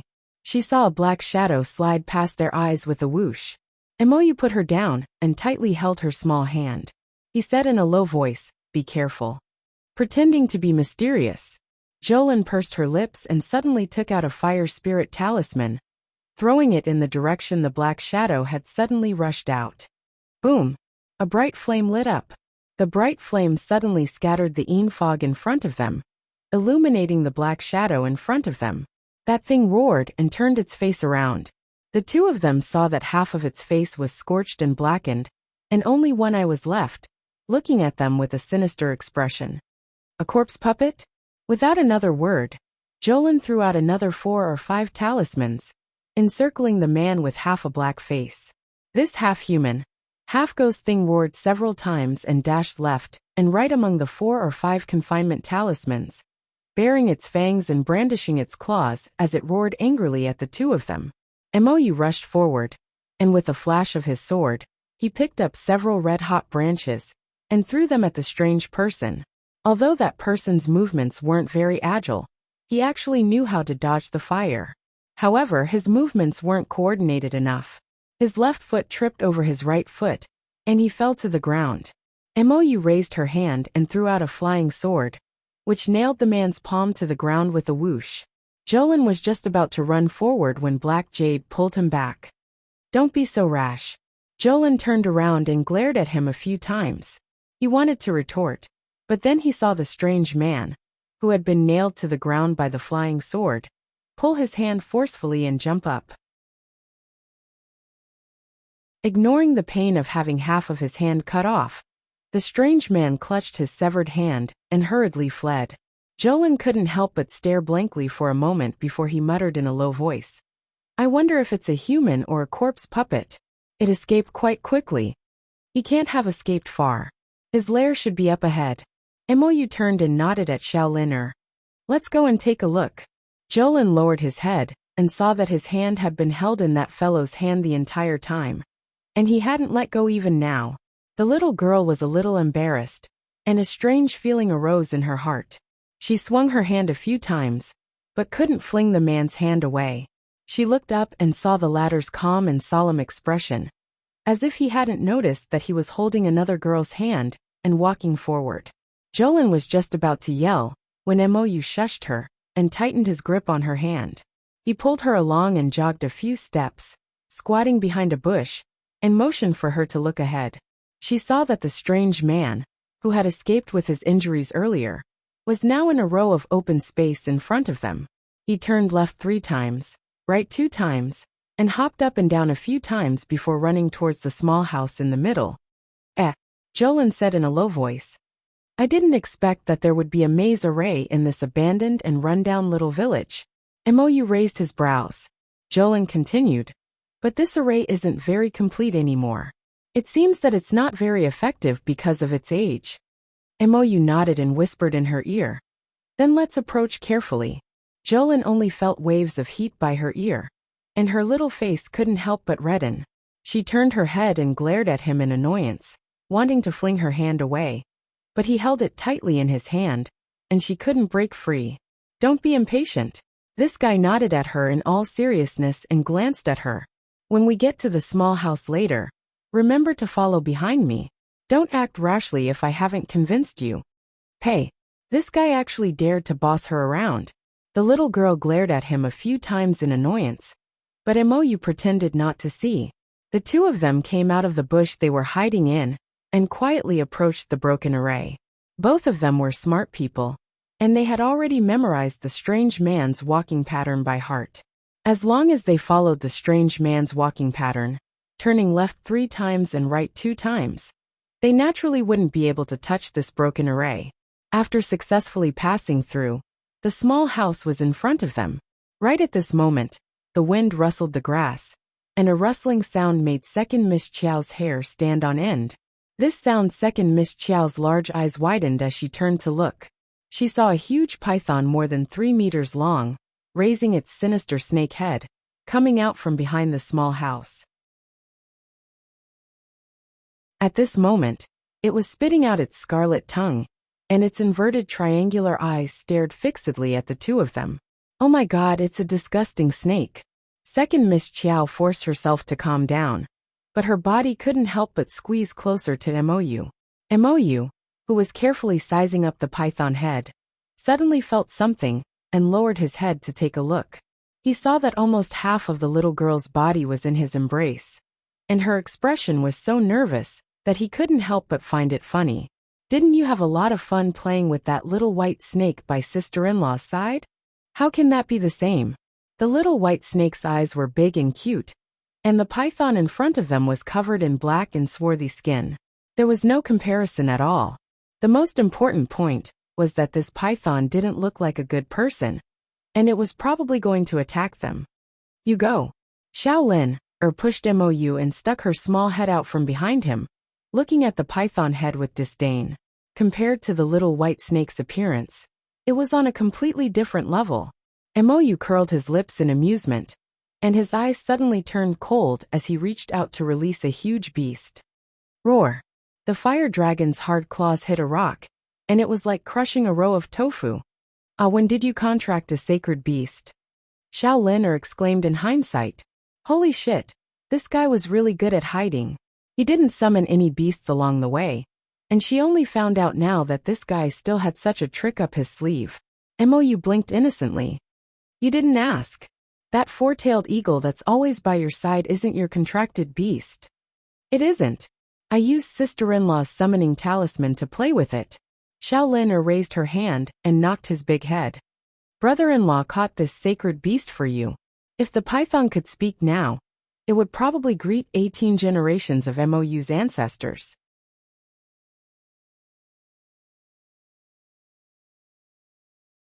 Chapter 5773.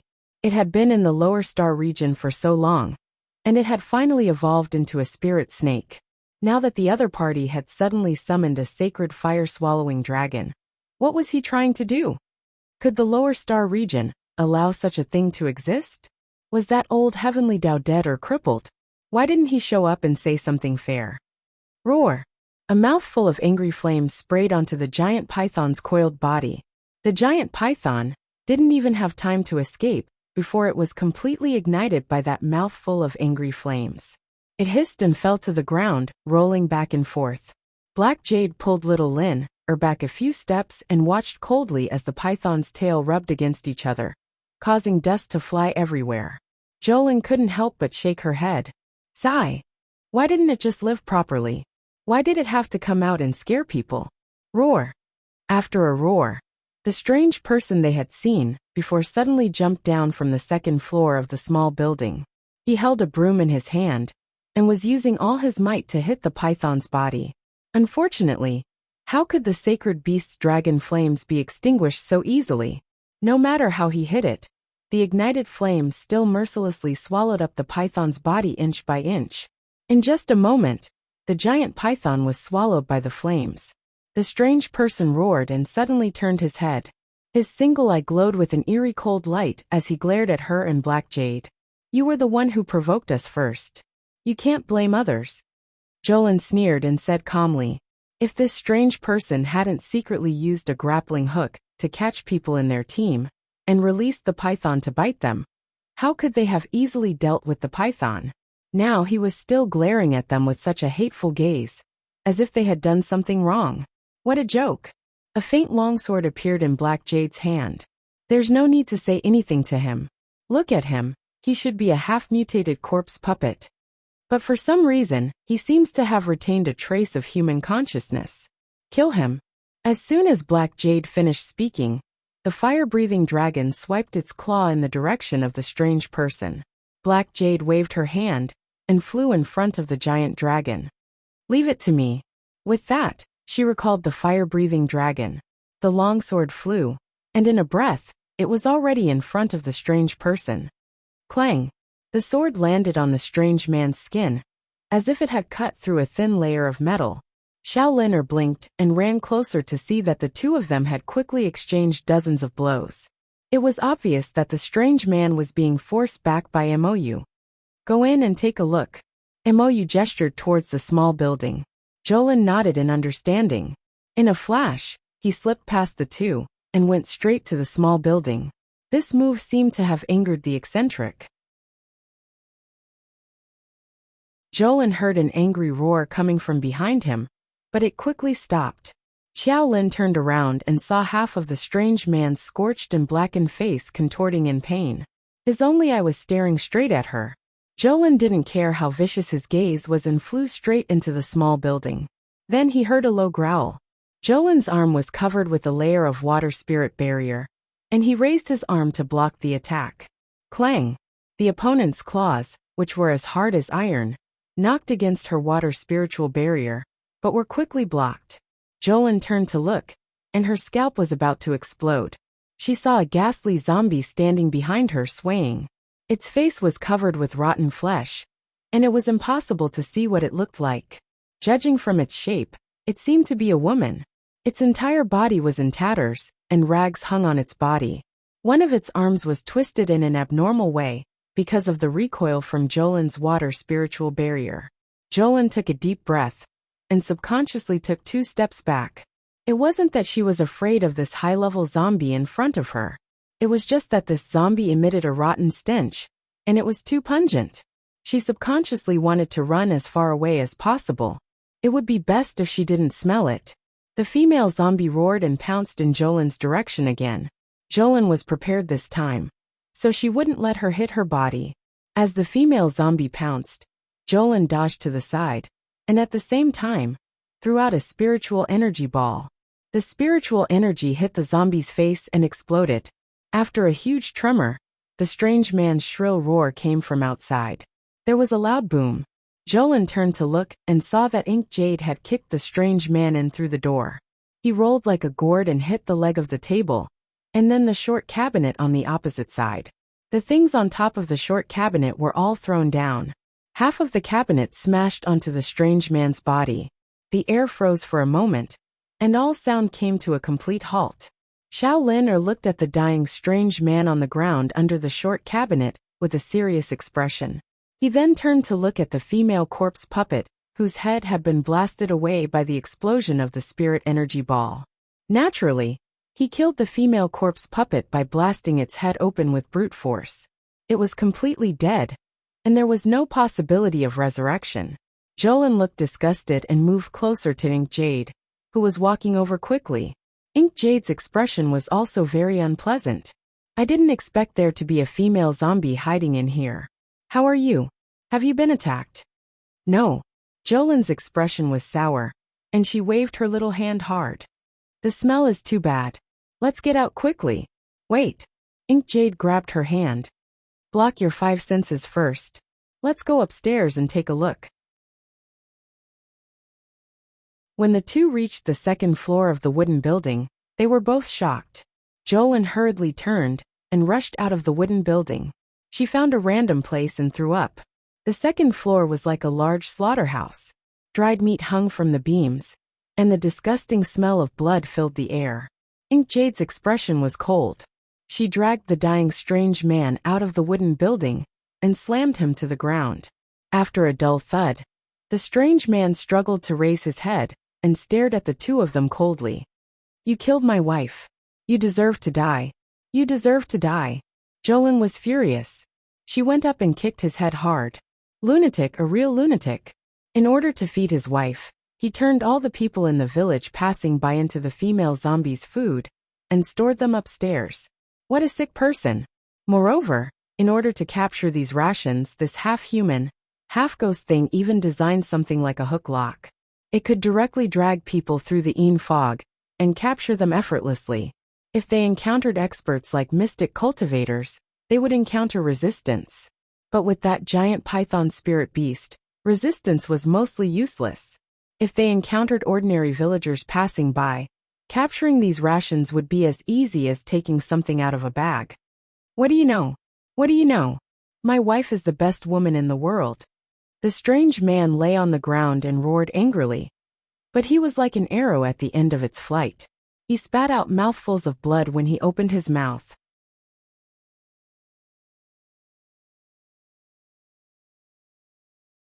Chapter 57-74. Jolin looked at him coldly.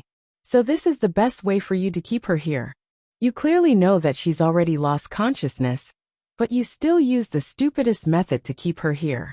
Why don't you take her out for treatment? Do you know to what extent the medicinal liquid in our hands has been developed? Our treatment solution can awaken a special grade zombie's consciousness. It can effectively stop the zombie from continuing to mutate. There's medicine that can save her.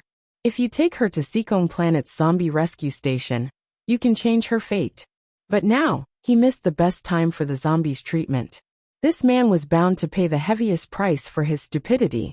The strange man crouched on the ground, as if he heard a fantasy story. He roared with all his might. No, impossible, you're lying to me, lying to me. Jolin looked at him sympathetically. The outside world has already been turned upside down. Except for some zombies with special circumstances that can't be saved, most of them have been saved. Your wife is a high-level zombie. Logically speaking, she can be saved. Jolin shook his head indifferently. It's just that you've dragged this out for too long. That female zombie's entire body was rotten and ruined, so there was no way to save her. Moreover, she had eaten so many living people here, so there was no way to save her for various reasons. That was why Jolin said that it was this strange man's arrogance and stupidity that ruined the female zombie. Mou glanced coolly at the strange man and said to Jolin, "Why do you have to talk so much nonsense with him? He was already a dead person anyway, so there was no need to say so much. Everyone had to walk their own path. This strange man had chosen to hide in the undead village and capture ordinary people to raise his wife. His brain was quite nimble, and he even knew to use the ghost village, shrouded in Een fog, as bait to wreak havoc here for a while." Jolin sighed at him and nodded. "Send him on his way. It'll be a family reunion." That strange man actually started snickering when he heard that. His eyes were filled with fury as he stared fixedly at Jolin and Mou. "I won't let you off even if I become a ghost." There was a light smack. An arrow was nailed into that person's heart without any explanation. He didn't even let him finish speaking before he sent him on his way. Jolin shook his head helplessly. He had clearly done something wrong, yet he still wanted to vent his hatred on others. It was truly laughable. They weren't afraid of living people, but how could they be afraid of a dead ghost? The two of them simply set fire to the wooden building and burned it to the ground. As the flames soared into the sky, it naturally attracted the secret guards and the others to search for it. By the time they found it, the wooden building had already turned into ashes. Steamed Bun said with lingering fear. I didn't think that there would be such a big spirit python hidden here. Your Highness, second Miss Chiao, are you all right? What could happen to us? The two of them said in unison and looked at each other. Jolin thought to himself, it's a good thing you didn't come. If you came here and found out that your Highness had summoned a fire-breathing sacred beast, you would be very surprised. Steamed Bun smiled and said, since there's nothing else, let's hurry on our way. The surrounding environment was dark and damp, making people feel uncomfortable. If they could walk, it was best to leave this place as soon as possible. Black Jade nodded and turned to look at Jolin. Linner, do you have something to dispel the miasma and fog? I do, but it would take at least an hour to get rid of such a large area of dark and gloomy fog. That's fine. We'll just rest here for an hour. It won't be too late to leave after the fog has dissipated. Jolin thought it made sense, so he took out a few pills to dispel the miasma and handed them to Steamed Bun. Princess Huaizhu had been standing on the side and hadn't said anything. When she heard Black Jade's words, she couldn't help but interrupt. Since you can dispel the fog, why didn't you take it out when we entered the village? Her words carried a hint of mockery. Jolin glanced at her, but before he could speak, Black Jade said indifferently, you didn't think about it earlier? He only remembered when he saw Shaolin, that he had only asked to test the waters. It would be best if she did, but if she didn't, he would act as usual. Princess Huaizhu was furious. She thought to herself, you're really diligent in protecting this little demon. I only said something, and you immediately rebuked me. Jolin ignored her and sat to the side to rest. What happened to Shi Hao and his wife made her feel very uncomfortable. She felt that such a tragedy shouldn't have happened. Qing Luo walked to Huaizhu's side and tugged at her sleeve, persuading her in a low voice. Princess, it's best not to get into a conflict with this second Miss Chiao for now. Everything could wait until they returned to the capital. Qing Luo gave Princess Huaizhu a look to restrain herself. Huaizhu thought that's right. Once we return to the capital, I'll have my concubine mother to back me up. I'll be able to hold my head high then. Princess Huaizhu swung her sleeves and returned to the side of the tree. She sat down on a rock with Qing Luo's help. After sitting for a while, Huaizhu felt something tug at her skirt. Thinking that Qing Luo was tugging at her again, Huaizhu impatiently brushed it away. What are you doing? Not long after, something tugged at him again. If you have something to say, then say it. Princess Huaizhu's expression grew increasingly impatient. Qing Luo turned her head in confusion when she heard her suddenly speak. Then, her eyes widened and she screamed in fright. Princess! What are you shouting about? Princess Huaizhu's eardrums hurt from her sudden shout. Qing Luo swallowed her saliva, her entire face filled with fear. Princess! Qing Luo and the maids beside her all retreated a few steps in unison, staring in the direction of Princess Huaizhu's back in fright. What are you doing? Huaizhu turned her head in irritation and suddenly saw a skeletal face behind her. Ah! She cried out in alarm and jumped up. Goosebumps rose all over her body. Only then did she see clearly that there were skeletal monkeys of all sizes standing behind her. Princess Huaizhu almost fainted at the thought of how those damned things had been so noiselessly leaning against her back. She forced herself to calmly take a few steps back and called out in a trembling voice, Qing Luo. Whoosh! A pillar of water suddenly fell on a few of the monkeys, sending them flying. Jolin coldly said, What are you all standing there for? Attack! With this order, the petrified crowd immediately came to their senses. They released their mystic energy and spiritual energy and launched a long-range attack at the skeletal monkeys.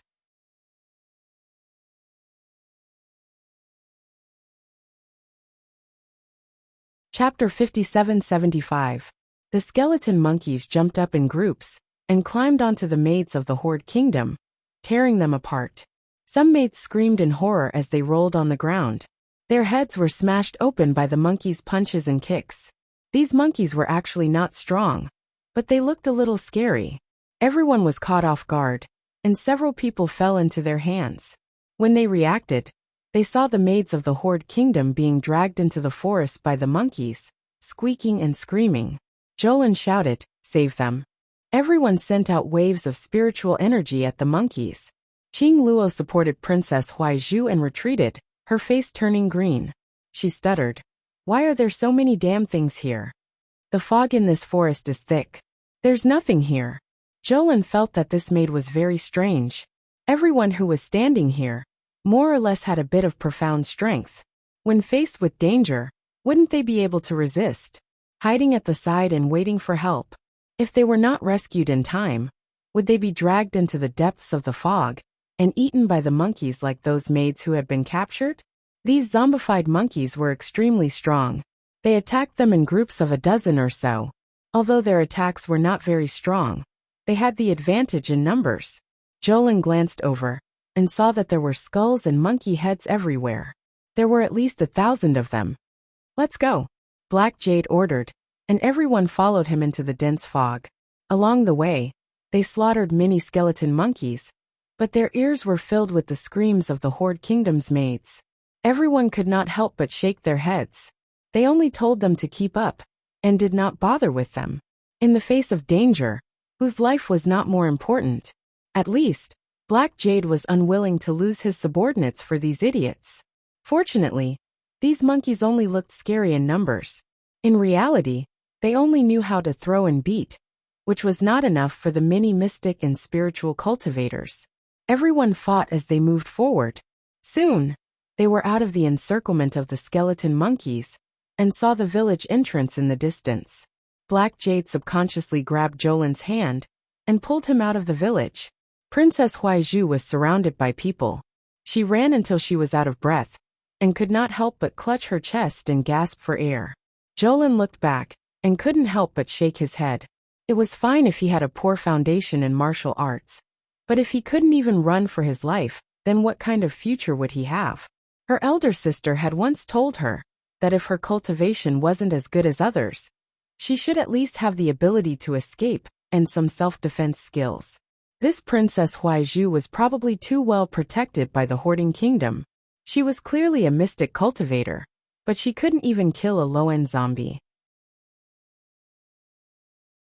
She would only cry and scream when she saw something that had mutated. If she lost her princess status, she would be a piece of trash that anyone could crush with a single finger. Mou couldn't help but laugh when he saw her shaking her head repeatedly. "What happened? If you have something to say, say it." "Nothing." Jolin was just a little emotional. "Tell me about it." Mou held her little hand and quickly walked forward. "The village entrance is right in front. It should be fine. I just felt that I should come out to broaden my horizons. There are really all kinds of people out there," Jolin said, pursing her lips. Mou couldn't help but laugh. "You just don't like that princess. There's nothing to like about her." Jolin shook her head. They were two types of people who had nothing to do with each other to begin with. After returning to the capital, they went their separate ways, so there was no need for her to dislike her. The daughters of the wealthy families in the capital are also like that. Mou also pursed her lips and said, "They're so delicate that it's like they'll immediately die if they carry a bag of rice." Jolin couldn't help but laugh out loud. "Don't worry. Which of those noble ladies in the capital hasn't been pranked by my sister before?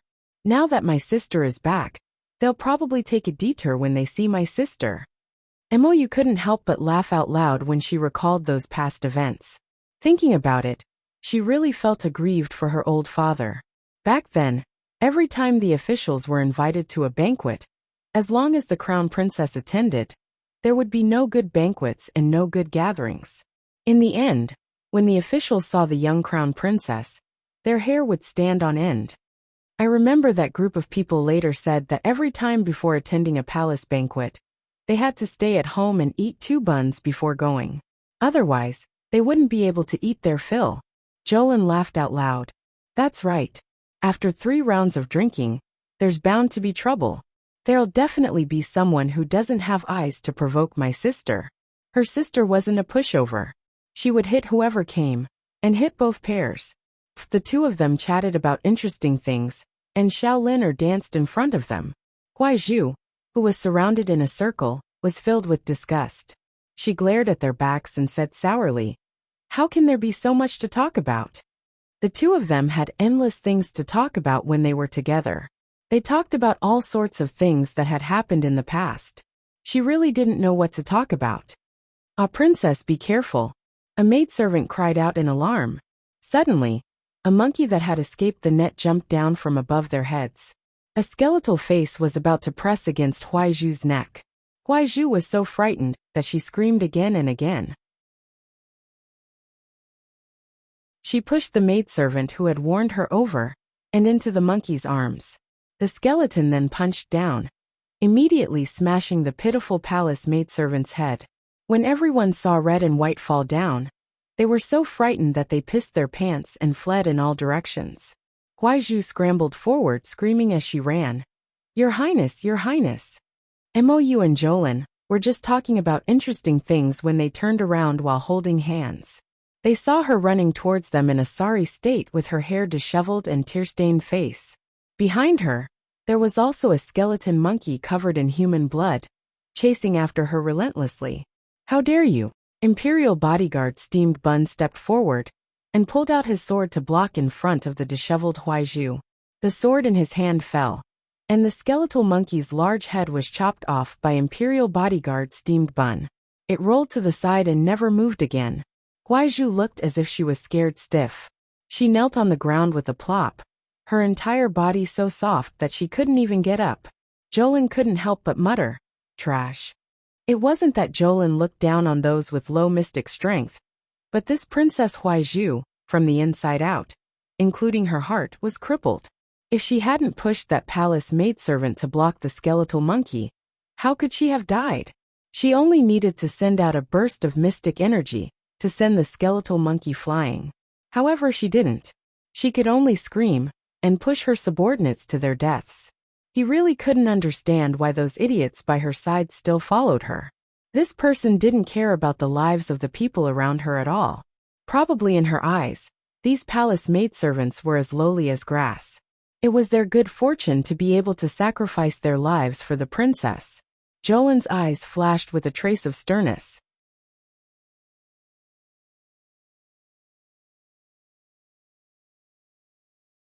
Chapter 5776. It's such a waste of rice and grain. Hearing this, Mou couldn't help but laugh. He lowered his head and glanced at her. "Let's go." With that, he held her little hand and walked forward, not even sparing Princess Huaizhu a glance. Seeing this, Huaizhu couldn't help but be enraged. Grief and indignation rose in her heart. She was the princess of the Hoarding Kingdom, all right? She was a noble princess, but His Highness the Crown Prince didn't care about her at all. With such an attitude, Huaizhu couldn't help but wonder if His Highness the Crown Prince would treat her differently even after they entered the capital. Would Imperial concubine Li's pressure have any effect on the Crown Prince? Thinking of this, Huaizhu couldn't help but feel resentful. She wanted nothing more than for this group of skeleton monkeys to tear Jolin to shreds. However, even as she thought this, she knew very well that with Jolin's skills and abilities, this group of skeleton monkeys was no match for her. The skeleton monkeys also had some understanding of human nature and knew to avoid those powerful people. For example, Jolin's group of detestable monkeys didn't even look at her, nor did they provoke her. They even took a detour when they saw her. They surrounded the Hoarding Kingdom people with low cultivation and attacked them from all sides. It was simply infuriating. Princess Huaizhu's anger rushed to her chest. She turned and shouted at the servant girl beside her. "Are you all dead? Can't you see that this princess is in danger? Hurry up and chase these filthy things away for this princess. Don't let them touch me, you trash." Princess Huaizhu was running wildly.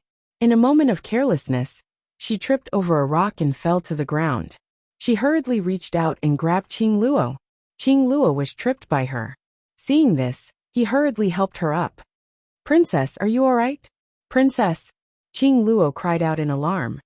"Let's go." Seeing the skeleton monkeys surrounding the two of them, Huaizhu's face was filled with shock as she hurriedly shouted. She let Qing Luo support her. Master and servant, one leg higher than the other, chased after the group in front of them. They were already at the very end of the line. The soldiers of the Northern Mo Kingdom had long since run away.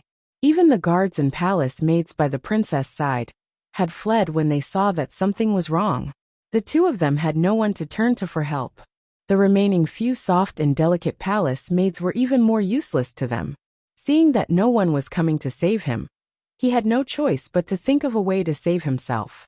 There were a few servant girls who had the guts to control the profound energy that they hadn't used for a long time, and began to fight with the skeletons that were pouncing on them. One of the palace maids had just killed 2 skeleton monkeys when she was disgusted by their appearance and vomited. Some of the weaker palace maids even rolled their eyes and fainted on the ground. Then, they were beaten unconscious by a small group of skeleton monkeys that surged forward with a few punches. Jolin looked back at the messy scene and couldn't help but mutter, "Are these people all useless?" Among them, there were clearly some who were already level 7 and level 8 mystic cultivators, but each and every one of them seemed like weak women who lacked the strength to truss a chicken. Following that good-for-nothing princess, they were used to living like princes and completely forgot their identities as mystic cultivators. Mou pursed his lips. Ever since the zombie crisis was resolved, most people in the capital have resumed their original lifestyle. Especially those noble ladies who were raised in their boudoirs. None of them could carry a burden. Their cultivation clearly wasn't weak, but they all seemed so weak that they would die of exhaustion after taking 2 steps. Especially when they were in front of him, they would faint at the slightest thing and look like they were terminally ill. Mou felt that he had truly seen enough of these women. In comparison, Shaolin was simply a one-of-a-kind little fairy in the world.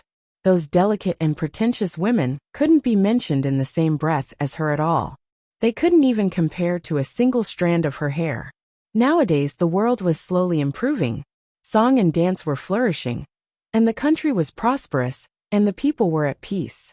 The great king was still like a dog, shaking off his hands whenever he could.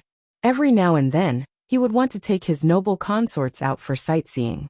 The crown prince was fully in charge of court affairs, so he was happy to be idle. As for whether the crown prince would occasionally make things difficult for him, that wasn't a problem for the old great king. Everyone swiftly exited Spectre Village. Mou had bodyguard Steamed Bun gather everyone at the village entrance to do a head count. Only a few of the northern Mou soldiers were slightly bruised, and no one was seriously injured. Shaolin casually tossed them immediate healing pills, which would allow them to quickly recover. Everyone waited for a short while at the entrance of Spectre Village. Then, they saw the attendants, servant girls, and nannies of the Lang Kingdom running out one after another in a fluster. This group of people looked like they had been ravaged by something and were completely routed. They ran crookedly. Some people didn't even notice and ran into the same tree one after another. They hugged the tree and wailed in a disgraceful manner. Xiaolin simply gasped in amazement as she gazed at them speechlessly. She seemed to have seen a group of rural villagers, without any combat ability, being forced to retreat repeatedly in defeat by a group of wild monkeys in the mountain forest, fleeing for their lives in panic. Mou stood at the side and asked coolly, "Have they all come out yet?" He stretched out a finger and took out a few mystic energy beads and shook them, planning to explode this group of skeleton monkeys in one fell swoop. Princess is still inside. Princess hasn't come out yet." The maidservants called out anxiously. Earlier, they had been preoccupied with fleeing for their lives, and had long thrown the matter of princess and prince to the back of their minds. Now that they regained their wits, their complexions were deathly pale and terrified. If something really happened to the princess and she died in this Spectre Village, then they wouldn't be able to live alone and wouldn't need to return. All of them would definitely be buried with the princess. What an idiot. She still hasn't come out yet. She's dragging us down. On the other side, Mou cursed incessantly in her heart. She raised her eyes and looked forward, only to see Qing Luo running out with Huai Zhu, half supporting and half dragging her in the dark mist. A large group of monkeys chased after them. Mou flicked her finger, and 5 or 6 mystic energy beads whizzed over, exploding at the entrance of Spectre Village with a rumble. The blast of air threw Huai Zhu and her maidservant several meters forward, heavily tumbling onto the ground. Huai Zhu's mind went blank for a moment. She only felt that the moment she was thrown out, her cheeks seemed to have heavily knocked into the muddy ground, rubbing against something hard like a rock. Half of her face hurt, and she could only cry out, "Ouch, ouch, ouch," as she sprawled on the ground. The maidservants hurriedly surrounded her and helped her up in a flurry, repeatedly calling out, "Princess, princess." Huaiju's heart was filled with anger. When she saw the people in front of her, she immediately recognized them. They were the people who had abandoned her in the face of disaster and ran off alone. A few heavy slaps came flying over.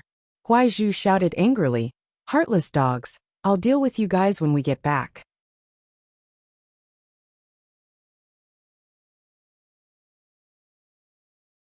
Chapter 5777. The maidservants did not dare to retort. They lowered their heads and allowed Princess Huaiju to slap them. Naturally, they did not dare to make a sound and could only bear it silently. Princess Huaiju glared at them fiercely and said coldly, "Why aren't you helping me walk?" Her face hurt so much that she did not even know how her face was now. She was anxious and panicked. She really wanted to look in the mirror right now to see how her face was. Her face was the most precious thing to her. If it was damaged or disfigured, how was she going to live in the future? The maidservants scrambled to support her. When they caught up with Mou and the others, they all looked very disheveled, and their faces were swollen. Jolin glanced at them and shook her head speechlessly. In the end, she did not say anything. Princess Huaiju was getting worse and worse. At first, Jolin thought that she was arrogant because she was a princess. But after interacting with her, she found that she was not only arrogant for no reason, but also extremely selfish. Oh right, she seemed to be a little narrow-minded. Especially when she saw Mou speaking to her nicely. The jealousy in her eyes looked like it was about to erupt. Don't think that Xiaolin did not understand her gaze.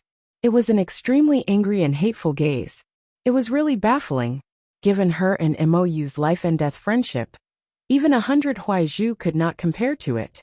After all, she and Mou had been friends for many years. When Mou and I were training in the army camp, that Princess Huaiju was cooling off somewhere. Jolin also felt that the more she looked at Princess Huaiju, the more she disliked her. She was ridiculous and pretentious. No matter how she looked at it, she felt that she was not worthy of Mou.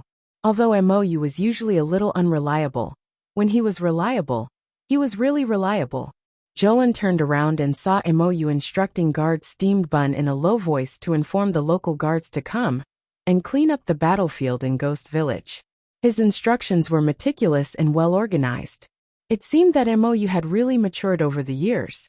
Mou turned around and saw Xiaolin staring at him with a gratified expression, as if she was looking at a child who had grown up. Mou couldn't help but be amused and annoyed. She stepped forward and held her hand, asking, "What's wrong? Did you suddenly realize that this prince is extremely handsome and is one of a kind in this world?" Xiaolin rolled her eyes at the sky. "That might not be the case. As far as I know, there are a bunch of people around my sister who are better looking than you. Don't be fooled by how soft the 7 flowers were. They were a flock of orioles and swallows. They looked very good and were comparable to Mou." Mou snorted and continued to boast, "I'm actually not that bad compared to my big brother. My big brother is very handsome, and I am also very handsome." The two of them chatted and laughed as they summoned a flying beast. They soared into the air and sat on it. Once they left the Spectre Village, which was filled with fog, they could take the flying beasts and speed up their return to the capital. Xiaolin patrolled the properties all the way back and took a big detour. By the time their group returned to the outskirts of the Mo Kingdom capital, it was already 10 days later. Along the way, Princess Huaiju didn't like anything she saw, especially when she saw Mou and Xiaolin interacting like a couple, chatting and joking with each other along the way. She was so angry that her liver ached. The two of them were so familiar with each other that other people simply couldn't interfere. Huaiju couldn't vent her anger. Now that the Mo Kingdom capital was right in front of her eyes, she couldn't help but feel invigorated. Returning to the Mo Kingdom capital meant that she had found a sense of belonging. No matter what happened, she still had her aunt, which was better than her coming alone. At that time, with her aunt backing her up, she would definitely think of a way to teach Xiaolin a lesson. Along the way, she was simply about to be angered to death by this Xiaolin. Relying on His Highness the Crown Prince's favor, she flaunted her prowess in front of her all day long. She would let her know who was the true proud daughter of heaven. A little lass who came from some mountain village actually dared to steal her. Princess Huaiju's man? She simply didn't know what was good for her. On the outskirts of the Mo Kingdom capital, Mou and Xiaolin were mounted on a horse by themselves. Slowing down, they leisurely rode in the direction of the Mo Kingdom capital. Xiaolin swept a glance at Princess Huaiju, who wasn't far behind her, and asked curiously, "Why haven't I seen anyone from the Li Kingdom recently? Weren't the Li Kingdom's people still jumping up and down, wanting to snatch the princess? Why haven't they seen their shadows recently?" Mou smiled faintly. "The closer we get to the capital, the more they don't dare to come over. After all, the Mo Kingdom capital's strength was there for all to see. If the Li Kingdom's people wanted to cause trouble, they had to check their own strength first. Otherwise, they would be coming to throw away their lives." Xiaolin nodded and turned to glance at Princess Huaiju again. "Don't you feel that this woman is becoming more and more strange recently? Ever since they had a falling out at the king's undead village, Princess Huaiju had been holding her head high every time she saw her, her expression full of disdain. She seemed to have restrained herself a little these past few days. Moreover, she frequently ran to Mou to curry favor and completely ignored her. It was as if she, Xiaolin, was just an invisible person, not worth a second glance at all. Mou couldn't be bothered to pay attention to that Princess Huaiju. She turned to Xiaolin and said, "Ignore her. She just feels that since we're about to return to the capital, noble Consort Li will support her, so she can straighten her back a little." Xiaolin shook her head. She was somewhat speechless, but she didn't say anything in the end. When the group arrived outside the Mo Kingdom capital, they heard many people talking enthusiastically about the return of His Highness the Crown Prince and the Crown Princess. Only then did they know that their unreliable elder sister and elder brother had already returned to the capital. They were actually one step ahead of their group. The two exchanged glances, receiving a hint of helplessness from each other's eyes. With Mou around, the group naturally galloped into the capital without any obstruction. After entering the capital, Xiaolin didn't plan on entering the palace with Mou. Instead, she first returned to her own residence to take a look. Changle Avenue had already recovered its bustling appearance. Along the way, they saw a bustling crowd with people coming and going. At this time, the crisis of the zombie scourge had already been resolved, and the people of the Mo Kingdom capital had already resumed their previous lives. There was also no trace of panic or anxiety on their faces. It was as if the zombie scourge from a few years ago was only a big dream. When Xiaolin returned home, she saw that the old residence's servants were already waiting there. Seeing her return, they hurriedly went up to greet her with a smile, saying, "Eldest Miss said early in the morning that Second Miss would definitely return in the next 2 days, and had us prepare to welcome you. Second Miss has worked hard on the journey. Hot meals and hot water have all been prepared. Miss, do you want to eat and rest for a while first, or immediately enter the palace after bathing?"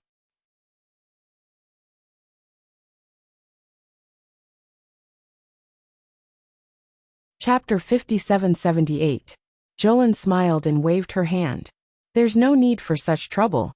I'll go back to my room to rest. If there's anything else, we can talk about it later." The servants naturally agreed and politely escorted her over. Jolin wasn't too tired on the way here. After all, they had been walking and stopping. Mou had taken her through many twists and turns, so they hadn't been in a hurry.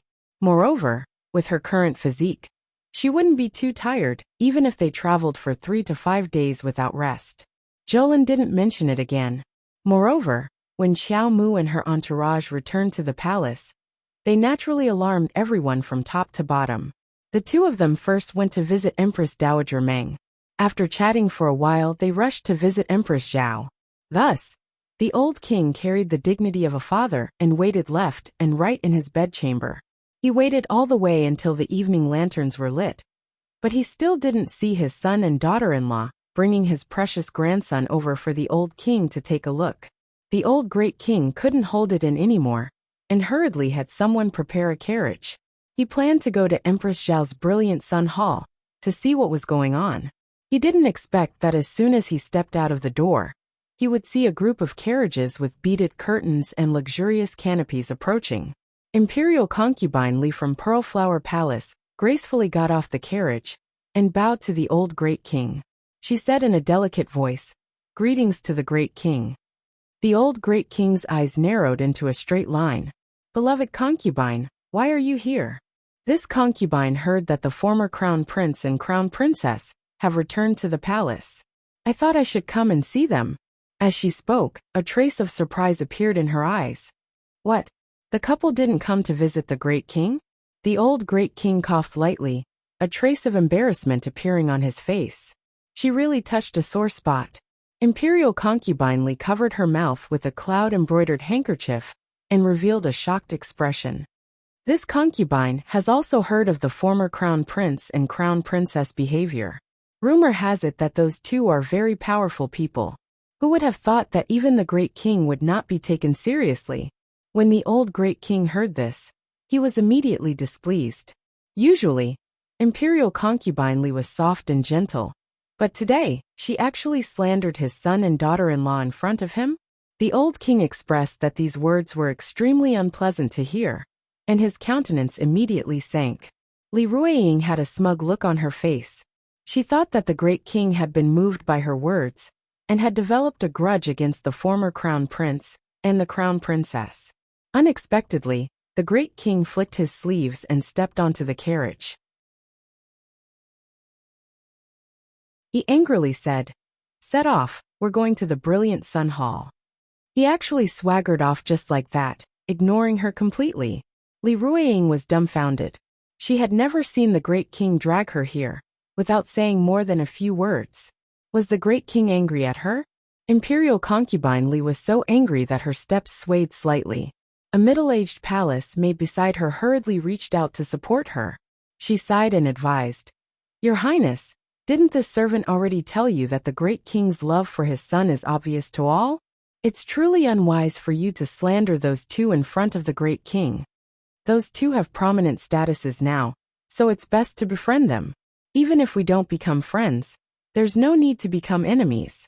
Li Ruiying secretly clenched the silk scarf, anger welling up in her heart. The great king wouldn't have treated me like this before. Now he's actually abandoning me here for the sake of an adopted son? That middle-aged palace maid hurriedly advised, "Your Highness, the great king is kind-hearted and spoils his children. It's not like you don't know this. Previously, when you went against the crown prince, didn't you also suffer losses time and time again? Why do you have to feel sorry for yourself? You clearly know that the great king has this kind of personality, but you insist on enraging him. Your Highness, this servant has already told you that the most important thing for you right now is to have a son of your own. Only then can you truly gain a foothold in the inner palace. You are still so young. There's still plenty of time in the future." But Li Ruiying still felt disgruntled. "You also saw just now how miserable my Huaizhu was because of them. The crown prince completely disregards me," the middle-aged palace maid advised. "The crown prince is powerful, and the court is impregnable. Why does your Highness want to strike a stone with an egg?" In this servant's opinion, there are many heroes and talents in northern Mo, and there are also many young talents. Why does your Highness insist on tying Princess Huaizhu to the crown prince? If the crown prince has no intention of marrying the princess, who can force him? With the great king's love for his son and Empress Zhao's ability to protect her, your Highness, it's best if you don't shift your thoughts to the crown prince's marriage. How is my Huaizhu very inferior? Could it be that she isn't worthy of northern Prince Mo? The more Li Ruiying spoke, the angrier she became. She gritted her teeth and said, "You also saw it just now. Fortunately, the bones on Huaizhu's face were not injured. Just the small wounds on her face will take at least half a month to completely heal." The crown prince went to pick up Huaizhu, and the two of them came back together. This should have been a matter of course, but that former crown princess' younger sister interfered. "They want to snatch him from me. Your Highness. The middle-aged palace maid turned to look in alarm and moved to cover her mouth. Your Highness, be careful with your words. I just can't tolerate this, Li Ruiying angrily said. Third Aunt, you don't need to advise me. I know what to do next. The middle-aged palace maid named Third Aunt was startled by Imperial concubine Li's resolute expression. She opened her mouth and wanted to persuade her again, but she saw Imperial concubine Li turn around and board the carriage, coldly ordering, "Go to Brilliant Sun Hall. Your Highness, please think thrice before you act." Third Aunt was so anxious that her forehead was covered in sweat. She had a bad premonition in her heart. She felt that Her Highness Noble Consort Li was courting death. Now that she was going to Brilliant Sun Hall, it was too obvious that she was looking for trouble. Just now, the great king was already unhappy, but he didn't reprimand Her Highness Noble Consort because of their past relationship. Now that Her Highness Noble Consort was rushing to Her Majesty the Queen's Brilliant Sun Hall, if she said something excessive, even if the great king didn't punish her, Her Majesty the Queen could punish her on the spot. What was the point of this? Third Aunt was very clear that Her Highness Noble Consort Li's stubborn temper was acting up again. Although she hadn't been in the palace for long, she had always been doted on by the great king. Therefore, she was somewhat unable to put herself in her place. Third Aunt had also advised her many times, both overtly and covertly. The great king greatly respected Empress Zhao and was very fond of the current crown prince. If there was no reason, it was best not to provoke him. If there was a problem, it was best to secretly swallow her anger back into her stomach. Besides, Empress Zhao's maternal family was powerful, and the crown prince's foundation was solid. He really wasn't someone that an insignificant consort from a foreign country like her could contend against. However, Her Highness Noble Consort had a stubborn temper. Now that she insisted on standing up for Princess Huaizhu, it could be assumed that today's matter wouldn't be settled peacefully. Third Aunt was on tenterhooks as she followed behind Noble Consort Li. As she approached the entrance of Brilliant Sun Hall, she opened her mouth, but before she could say anything, she saw Noble Consort Li walk in with her head held high.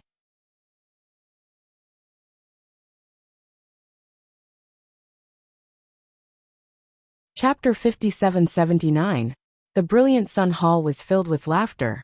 The old great king was holding little Mo Xiao in his arms, grinning from ear to ear. His little grandson was simply a replica of his son when he was young. He was chubby and cute, and the old great king was very fond of him. Greetings to the great king and queen. After Li Ruiying entered, she bowed politely and looked smilingly at Arbor, who was sitting next to the queen and chatting. This is the famous former crown princess, right? Empress Zhao took her daughter-in-law's hand, and her smiling face slowly turned cold. She looked unkindly at the old great king, who was holding his grandson, with a message in her eyes. Look at how unpresentable the bitch you doted on is. No manners, Empress Zhao coldly reprimanded. Why aren't you coming to greet His Majesty and Her Majesty? Li Ruiying gritted her teeth and looked in the direction of the old great king with her watery eyes.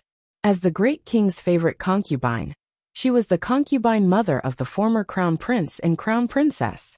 Now Empress Zhao didn't give her any face in front of the great king, and even asked her to greet the younger generation. Where did this logic come from? Unexpectedly, the great king was playing happily with the little dumpling, and didn't even glance at her. Li Ruiying was furious, and her face turned green and white, then white and gray, and a trace of hatred flashed through her eyes. Damn it! She had tried many times before, but the great king, who usually doted on her, was as timid as a little mouse in front of Empress Zhao and the Empress Dowager. He wasn't willing to stand up for her at all. Her Majesty, although the former crown prince and crown princess are now the emperor and empress of Shenzhou, aren't they still juniors in front of you? Empress Zhao sneered at her. Of course they are in front of me, but you aren't. This woman, Li Ruiying, rashly barged into her Brilliant Sun Hall, and still wanted her to give her a good face? Was he still dreaming? The great king couldn't help but cough and say, Imperial concubine, don't be rude. Quickly, greet His Majesty and Her Majesty of the divine land. The old great king kept winking at Li Ruiying, urging her to quickly greet him. He was hinting to Empress Li. You must not seek death. Great King. Li Ruiying twisted her body unrelentingly. Just as she was about to act coquettishly and say something, she felt her body fly out inexplicably. Arbor couldn't stand the pretentious look on their faces, and directly sent them out of the hall with a vine.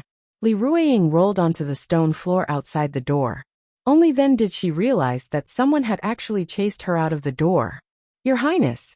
Third Aunt was so frightened that her heart almost jumped out of her chest. His old eyes were about to split open. She quickly ran to Li Ruiying's side and helped her up with trembling hands. Li Ruiying was currently in a daze. She supported her third aunt's hand and supported her delicate body as she stood up unsteadily. Great King. Li Ruiying, who had finally realized that she had been sent flying out of the door, let out a cry of grievance that reached the depths of her bones. She weakly twisted through the door and squeezed out several drops of tears from her bright eyes. Before she could finish saying, Great King, you have to get justice for Chinxia, she was sent flying again, powerless to reverse the situation. The king reached out to touch his forehead. He already told her not to seek death in front of the little crown princess. What was going on? Why couldn't she understand this great king's words? Why couldn't she understand the look that the great king was giving her? Shut up. The great king angrily shouted as he stood up and walked towards the door. I didn't call you over. Who told you to come to the Brilliant Sun Hall on your own? The great king's back was facing Emolian, Arbor, and the others as he angrily shouted at Imperial Concubine Li. At the same time, he continuously winked at Imperial Concubine Li, meaning for her to hurry up and get out of here before things get out of hand. However, Li Ruiying couldn't understand the great king's meaning at all. Seeing the great king giving her a look, Li Ruiying cried out even more aggrievedly, Great King, the former crown princess was so rude in front of you. Before Li Ruiying could finish her sentence, she found that the great king had actually kicked her. The unprepared Imperial Concubine Li fell out of the hall with a stupefied expression. Your Highness! Third Aunt cried out in alarm and rushed forward to help her up. However, the great king angrily shouted at her. You blind thing! Master is fooling around. Don't you know how to persuade her? All of you scram back to Pearl Flower Palace. Without our order, no one is allowed to come out. Li Ruiying was still in a daze when she was kicked out. She hadn't even finished what she wanted to say before the great king personally ordered her to be kicked out. This was something that had never happened before. When had the great king ever spoken to her so harshly? Your Highness, please don't be like this. Third Aunt was so anxious that her white hair was about to pop out. Her Highness couldn't see it clearly, but she could see it clearly. Previously, the great king had been constantly winking at Imperial Concubine Li. His meaning couldn't be more obvious. He was telling Imperial Concubine Li to stop making trouble. If she continued, even the great king wouldn't be able to save her Highness. Unfortunately, Imperial Concubine Li was blind and didn't see the great king's twitching eyes. She just kept crying and making a fuss. The great king had no choice but to personally kick Imperial Concubine Li out. This was to save Imperial Concubine Li's life. Third Aunt opened her mouth to speak, but she heard two intermittent voices coming from outside the corridor. Imperial Concubine Li will be unlucky, right? I just saw her ride straight to the Brilliant Sun Hall. Uft.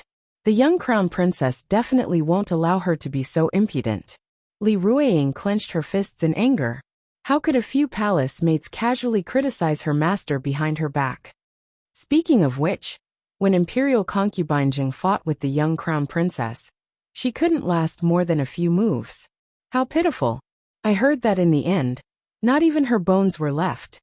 She even had the infamy of being an evil concubine who brought disaster to the country. Each sentence fell into Li Ruiying's ears, instantly calming down her explosive emotions. Although her fists were still tightly clenched, Li Ruiying suppressed her emotions and calmed herself down. When she returned to her Pearl Flower Palace, she said to Third Aunt, previously, the people in the palace were all tight-lipped about Consort Zheng. No one mentioned her. Go find those two gossipy palace maids and ask around. Once you're done, punish those two for me. Third aunt's face was full of worry. Imperial concubine, the great king wanted to protect you, so he let you leave quickly. In this old servant's opinion, imperial concubine shouldn't go against those two from the divine prefecture. They've entered the palace. A delicate rebuke came from behind the curtain. Princess Huaizhu lifted the bead curtain and hurried to Li Ruiying. She called out in surprise, "Aunt, what happened to you? Why was her aunt dirty all over and her hair disheveled? She looked like she had been beaten up." Li Ruiying smiled awkwardly. "Aunt, I'm fine. Why are you here?" Princess Huaizhu took her hand and said, "Just now, I heard from aunt that the sister of that village woman Xiao Lin has entered the palace." "Xiao Lin has also entered the palace? Are they here to discuss the marriage with the crown prince?"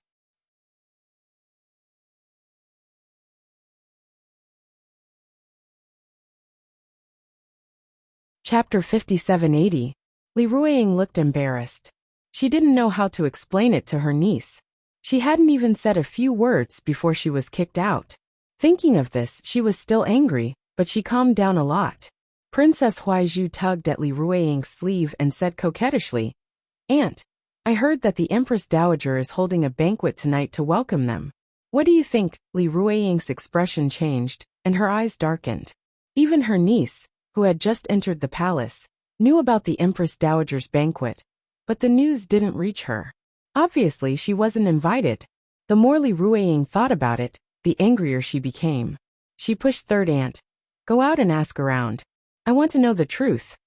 Third aunt looked at Huaizhu hesitantly. She didn't want to leave Empress Li now. She knew Princess Huaizhu's personality very well. Third aunt was worried that if she went out, Empress Li would be instigated by Princess Huaizhu with ulterior motives. It wasn't easy for Empress Li to have her current status. Third aunt naturally didn't want Empress Li to court death. Third aunt didn't dare to disobey Li Ruiying's orders. She hurried out to find the two maids who had been gossiping, and found out everything from them. The two maids didn't expect that their conversation would be overheard by Empress Li, who was passing by. They were so scared that they trembled and knelt down to beg for mercy. Third aunt didn't punish them. She just warned them coldly. "Empress Dowager is kind and will forgive you this time. The next time you talk nonsense, I'll cut off your tongues." The two maids cowered and nodded repeatedly. After third aunt returned, she reported everything to Li Ruiying, and said that she had already punished the two maids. Li Ruiying naturally didn't care about the two lowly maids. Third aunt said that they were punished, so she let the matter go. Third aunt said worriedly, "From the looks of it, even that lofty noble consort Zheng was dealt with by the former crown prince consort. It's clear that the former crown princess is powerful. Your Highness, if it's not necessary, it's best that we don't fight them." Third aunt advised earnestly. The former crown prince and crown princess are now the honorable emperor and empress of the divine prefecture, so they naturally won't stay on Seacombe planet for long. Just bear with it for now. Once they leave, you won't have to be humble anymore. However, Li Ruiying felt indignant. "You ask me to be patient at every turn, but others may not take us seriously." Huaizhu, who was listening at the side, was already impatient. Now that she heard her aunt say this, she hurriedly nodded and said, "That's right. Moreover, would you believe what others say? How many years has it been since that Consort Jing incident? How do you know that there's no other reason for her death? Moreover, it is said that the two of them are from the divine prefecture and have extremely noble statuses. But who knew if it was true or not? We've never been to the upper three prefectures. Isn't that what they say?" Third aunt was shocked and looked at Huaizhu with an unkind gaze. "Princess, you're wrong. Didn't you say before that Miss Jolin's cultivation level is outstanding? Although this old servant's cultivation level is inferior, I at least know how to observe. Those two nobles from the divine prefecture are different from ordinary people at first glance. This old servant simply can't sense their cultivation level from their appearance. Aunt, Your Majesty, please reconsider." Third aunt lowered her head and persuaded, "Just look at the great king's attitude today. If something really happens, Your Majesty will have to bear all the consequences. It's impossible for the great king to help you." Li Ruiying, whose head was feverish from being shaken by Huaizhu, suddenly sobered up, and thought that her aunt's words were true. The great king completely ignored her existence today. If she really offended those two from the divine prefecture, she reckoned that the great king wouldn't protect her at all. Instead, he'd kick her out and hand her over to someone else to deal with. When she thought of this, Li Ruiying felt unbearably stifled. She reached out her hand to cover her chest, looking flustered and out of breath. Third aunt saw that her mind was finally clear, and secretly breathed a sigh of relief. She leaned close to her and whispered, "Your Majesty, there's a precedent. We must not follow in Consort Zheng's footsteps." Princess Huaizhu glared at her, and was about to say something to turn the tide when hurried footsteps came from outside. Your Majesty, the great king's edict has come down. He's marrying our princess to the third son of Duke Qing's mansion, Shiguangjin." Consort Li opened her mouth wide. Before she could react, she heard Princess Huaizhu scream. She turned around and saw that Princess Huaizhu had fainted from anger. "Shiguangjin?" Arbor glanced at Emo Lien in astonishment. Emo Lien understood that his little wife's confused eyes meant that she didn't remember this person at all. Coughing lightly, Emo Lien grasped her small hand in passing. "It's that person who tried to crash into your carriage on the first day of the new year, and even taught you a lesson." The little stoic immediately understood after hearing such a vivid description. So it's him. Why would the old great king betroth that princess of the hoarding kingdom to Shiguangjin? It was a bit baffling. "You or personally went to propose it?" Emo Lien said expressionlessly. She told royal father that the third young master of the Shi family hasn't married for so many years, and has become a sore point for Duke Qing. "Oh," the little stoic responded. Our dear Emo Xiao, who was sitting on the carpet and playing with pills, lifted his chubby chin and glanced at his mother, before solemnly looking at his father. He didn't know if it was his misconception, but he felt that his biological father was unable to continue the conversation. After his mother said, "Oh," his biological father's voice caught. "Do you still remember Wu Xiaosu?" Arbor looked at the man in bewilderment. "Who?" "Emo Lien." He really couldn't continue chatting with his wife. She said she didn't remember anything when he asked her. But that was true. Back then, Yu Xiu had spent a lot of effort to make the little crown princess remember what his face looked like, so as to avoid being confused with the other hidden guards. "It's fine if you don't remember. In any case, she's an unimportant person." Emo Lien rubbed her head exasperated. "You said that Shiguangjin has been obsessed with that Wu Xiaosu for so many years, so it's time for him to find someone to spend his days with." Arbor responded with an "oh" again. She didn't feel anything when she heard it. In any case, it was just a matter between a few idle people, so she just listened and let it pass. Knock, knock, knock. Someone lightly knocked on the door. Arbor curved her lips. "Come in." The little monk answered and entered, followed by the little monkey who was looking around. "Benefactress." "Sister." Emo Lien glanced at the little monk warningly. The little monk was 8 years old this year, and the baby fat on his face had shrunk a lot, revealing some of the Emo family's excellent looks. With the appearance of a mature and prudent little adult, he cupped his hands at Arbor. "Mother." Arbor responded seriously with a stoic little face and waved at him. "What's the matter?"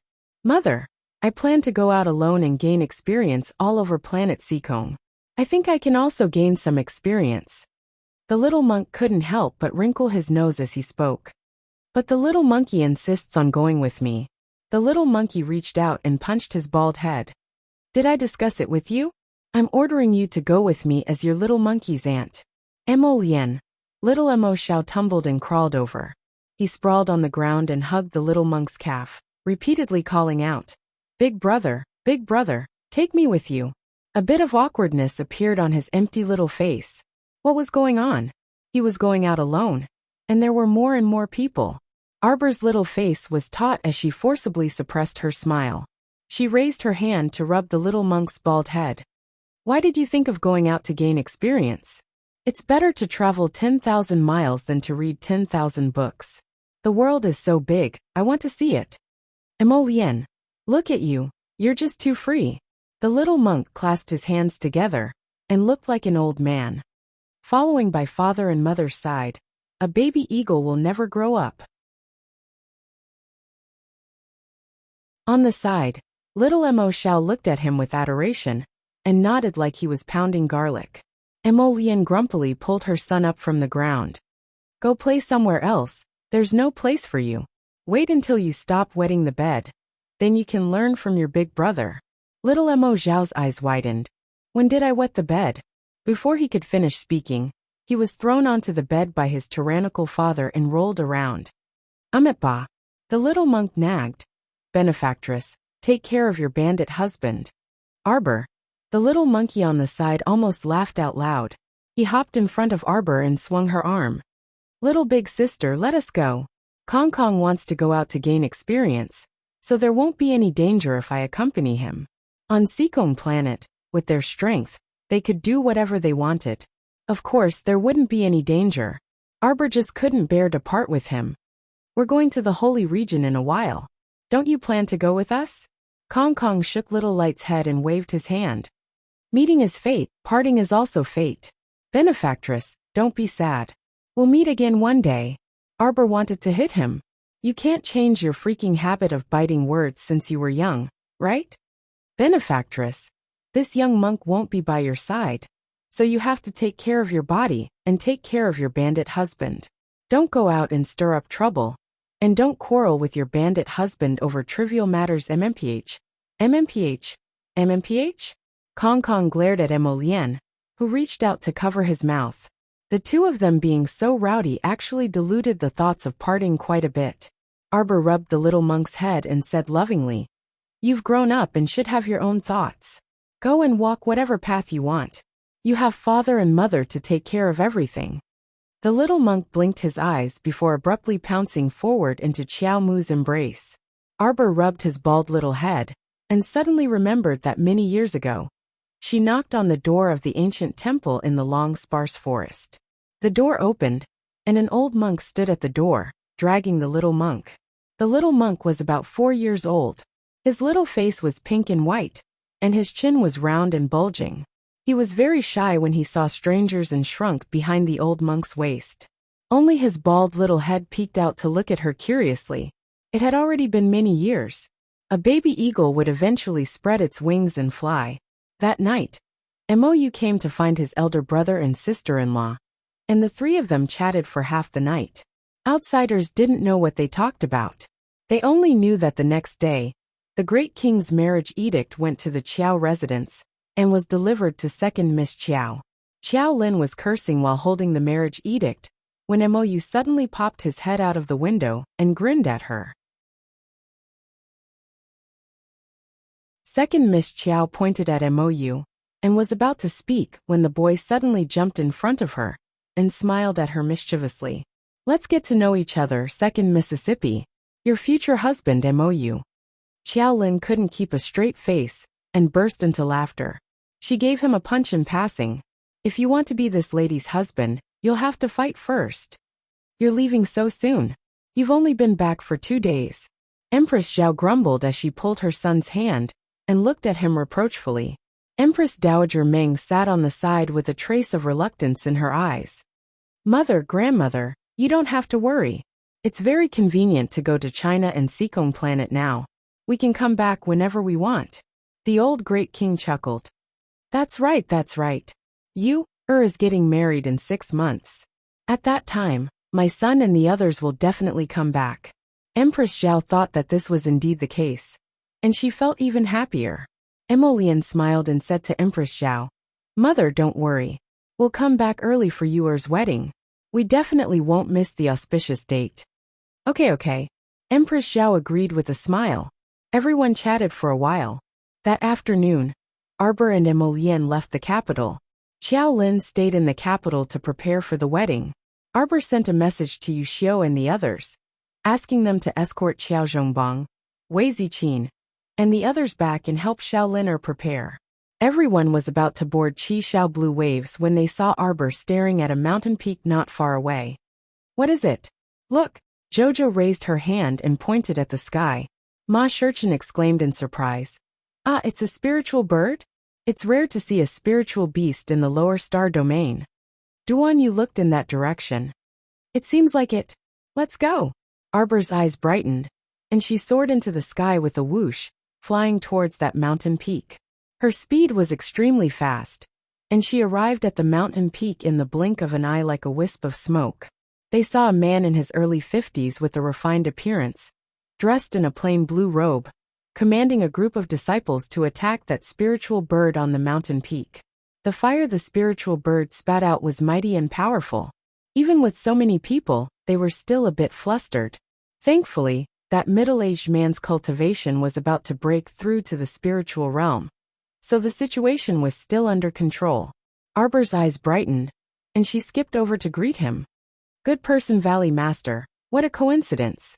Emil Yin and Duan Yu looked at each other in surprise. It was common knowledge that Jojo had a bad memory.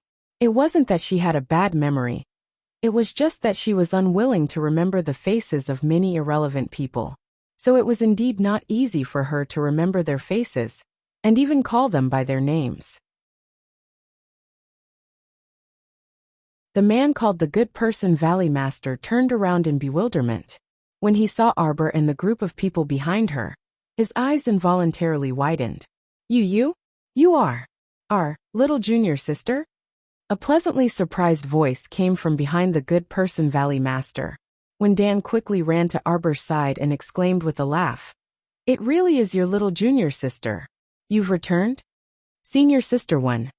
Arbor turned and nodded at her. "I've returned. Who is this?" Ma Shurchin asked in bewilderment. "Oh, this is Wuxia Valley's Valley Master, whom Jojo met when she participated in the 3 sects and 5 factions competition back then." Duan Yu's gaze also showed a hint of reminiscence. Back then, the 12-year-old Jojo was so fierce. He stood out in the 3 sects and 5 factions competition and stunned everyone. Heavens, we haven't seen little junior sister in 7 to 8 years, right? Everyone was full of smiles as their gazes landed on the little dumpling, who was looking up at them. "Little junior sister, this is your son?" He was too similar to Prince Mo. His soft and adorable little dumpling face really made one want to pinch it. Wuxia Valley's Valley Master. "Children, did you forget something?" "Attention!" Wuxia Valley's Valley Master shouted. When he saw the spiritual bird charging over, it opened its beak and spat out a blaze. Arbor turned her head to glance at it. The fire-spitting spiritual bird abruptly froze in midair. The good person Valley Master and his group looked on helplessly as that incomparably ferocious spiritual beast fell stiffly like a log and smashed onto the ground with a thump. Wuxia Valley's Valley Master inexplicably twitched his mouth. Why did he feel like that spiritual bird was very human-like, and that it had completely been scared out of its wits by the little stoic and fell down? When everyone saw that the spiritual beast had fallen down on its own, they hastily rushed up and tied it up tightly in a flurry of hands and feet. A Wuxia Valley disciple muttered to himself, "How strange. I just fought with it for half a day, and it's very ferocious. Are you out of strength now?" Arbor took out 3 storage talismans filled with items and stuffed them into Wuxia Valley's Valley Master's hands. "Good person Valley Master for you. You can activate them with a drop of blood. Right now, my holy water sect has reopened in the Divine Province. I've found Second Ant Master and the other senior sisters. If there's a chance, we can return to Wuxia Valley for a reunion." Good person Valley Master. There were only 2 of the 5 factions left. If it was the 3 sects reunite at Wuxia Valley again? Could the 3 sects properly make friends? Could they not bite each other?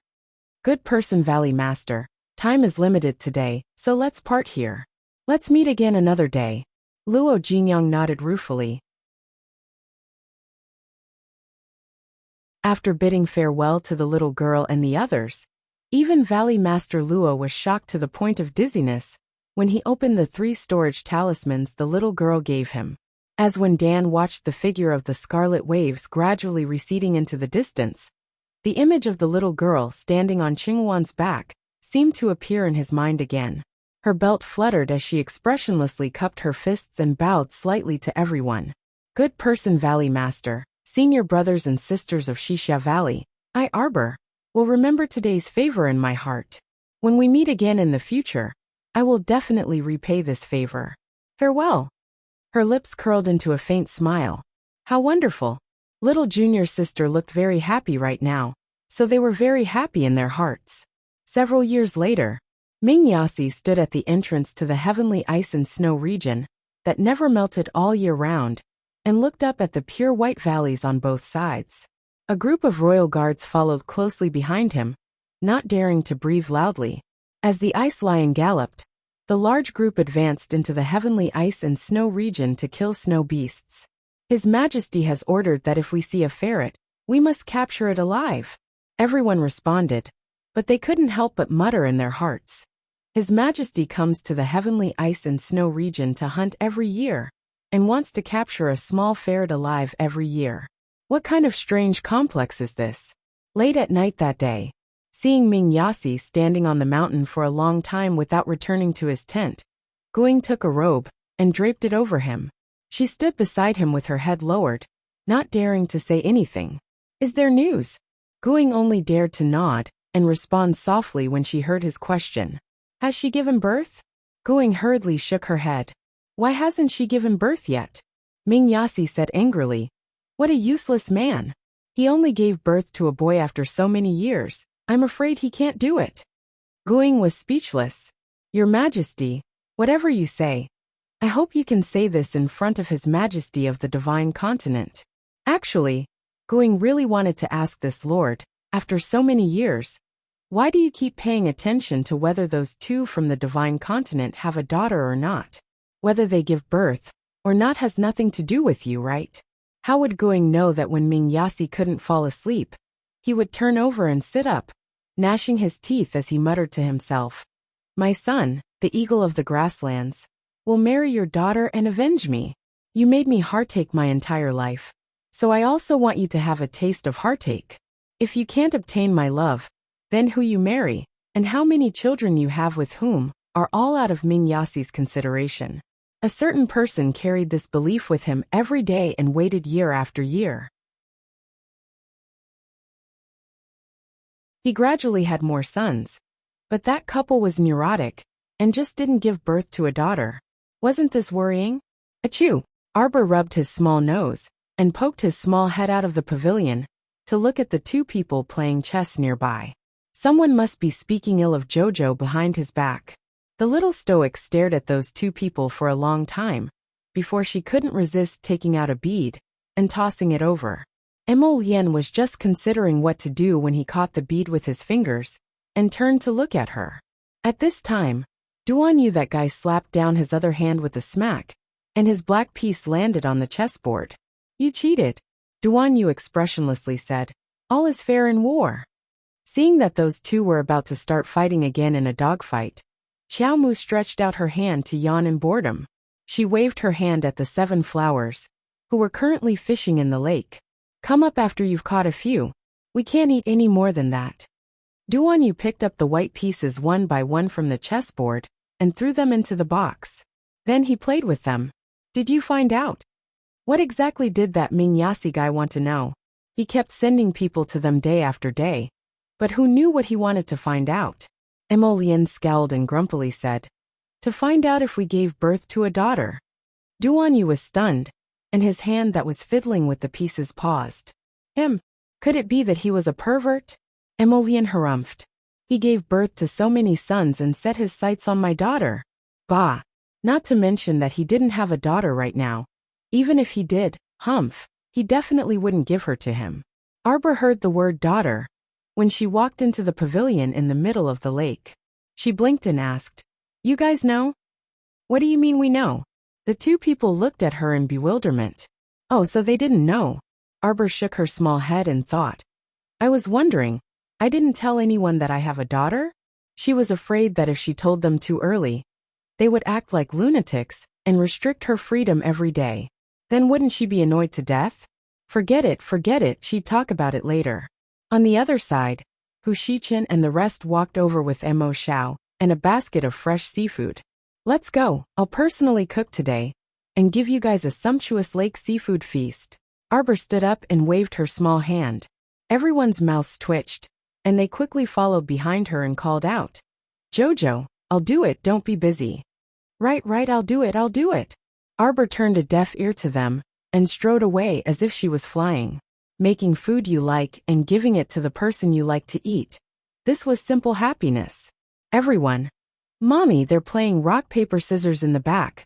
Before the little dumpling could finish shouting, Hee-chan covered her mouth. Rock, paper, scissors, whoever loses will eat more. Arbor giggled and walked briskly towards the kitchen. The small path behind her meandered, and the crowd chatted merrily. The setting sun hung high in the sky, illuminating a patch of bright and beautiful gold. That you're tuning in to the Li Mei's Wuxia Whispers YouTube channel. We're so grateful for your support. And don't forget to subscribe to join us on this incredible journey through captivating stories. Your generosity through donations truly makes a world of difference, as it's the primary source of revenue that allows me to expand and enhance this channel for you. Thank you from the bottom of my heart for being a part of this adventure.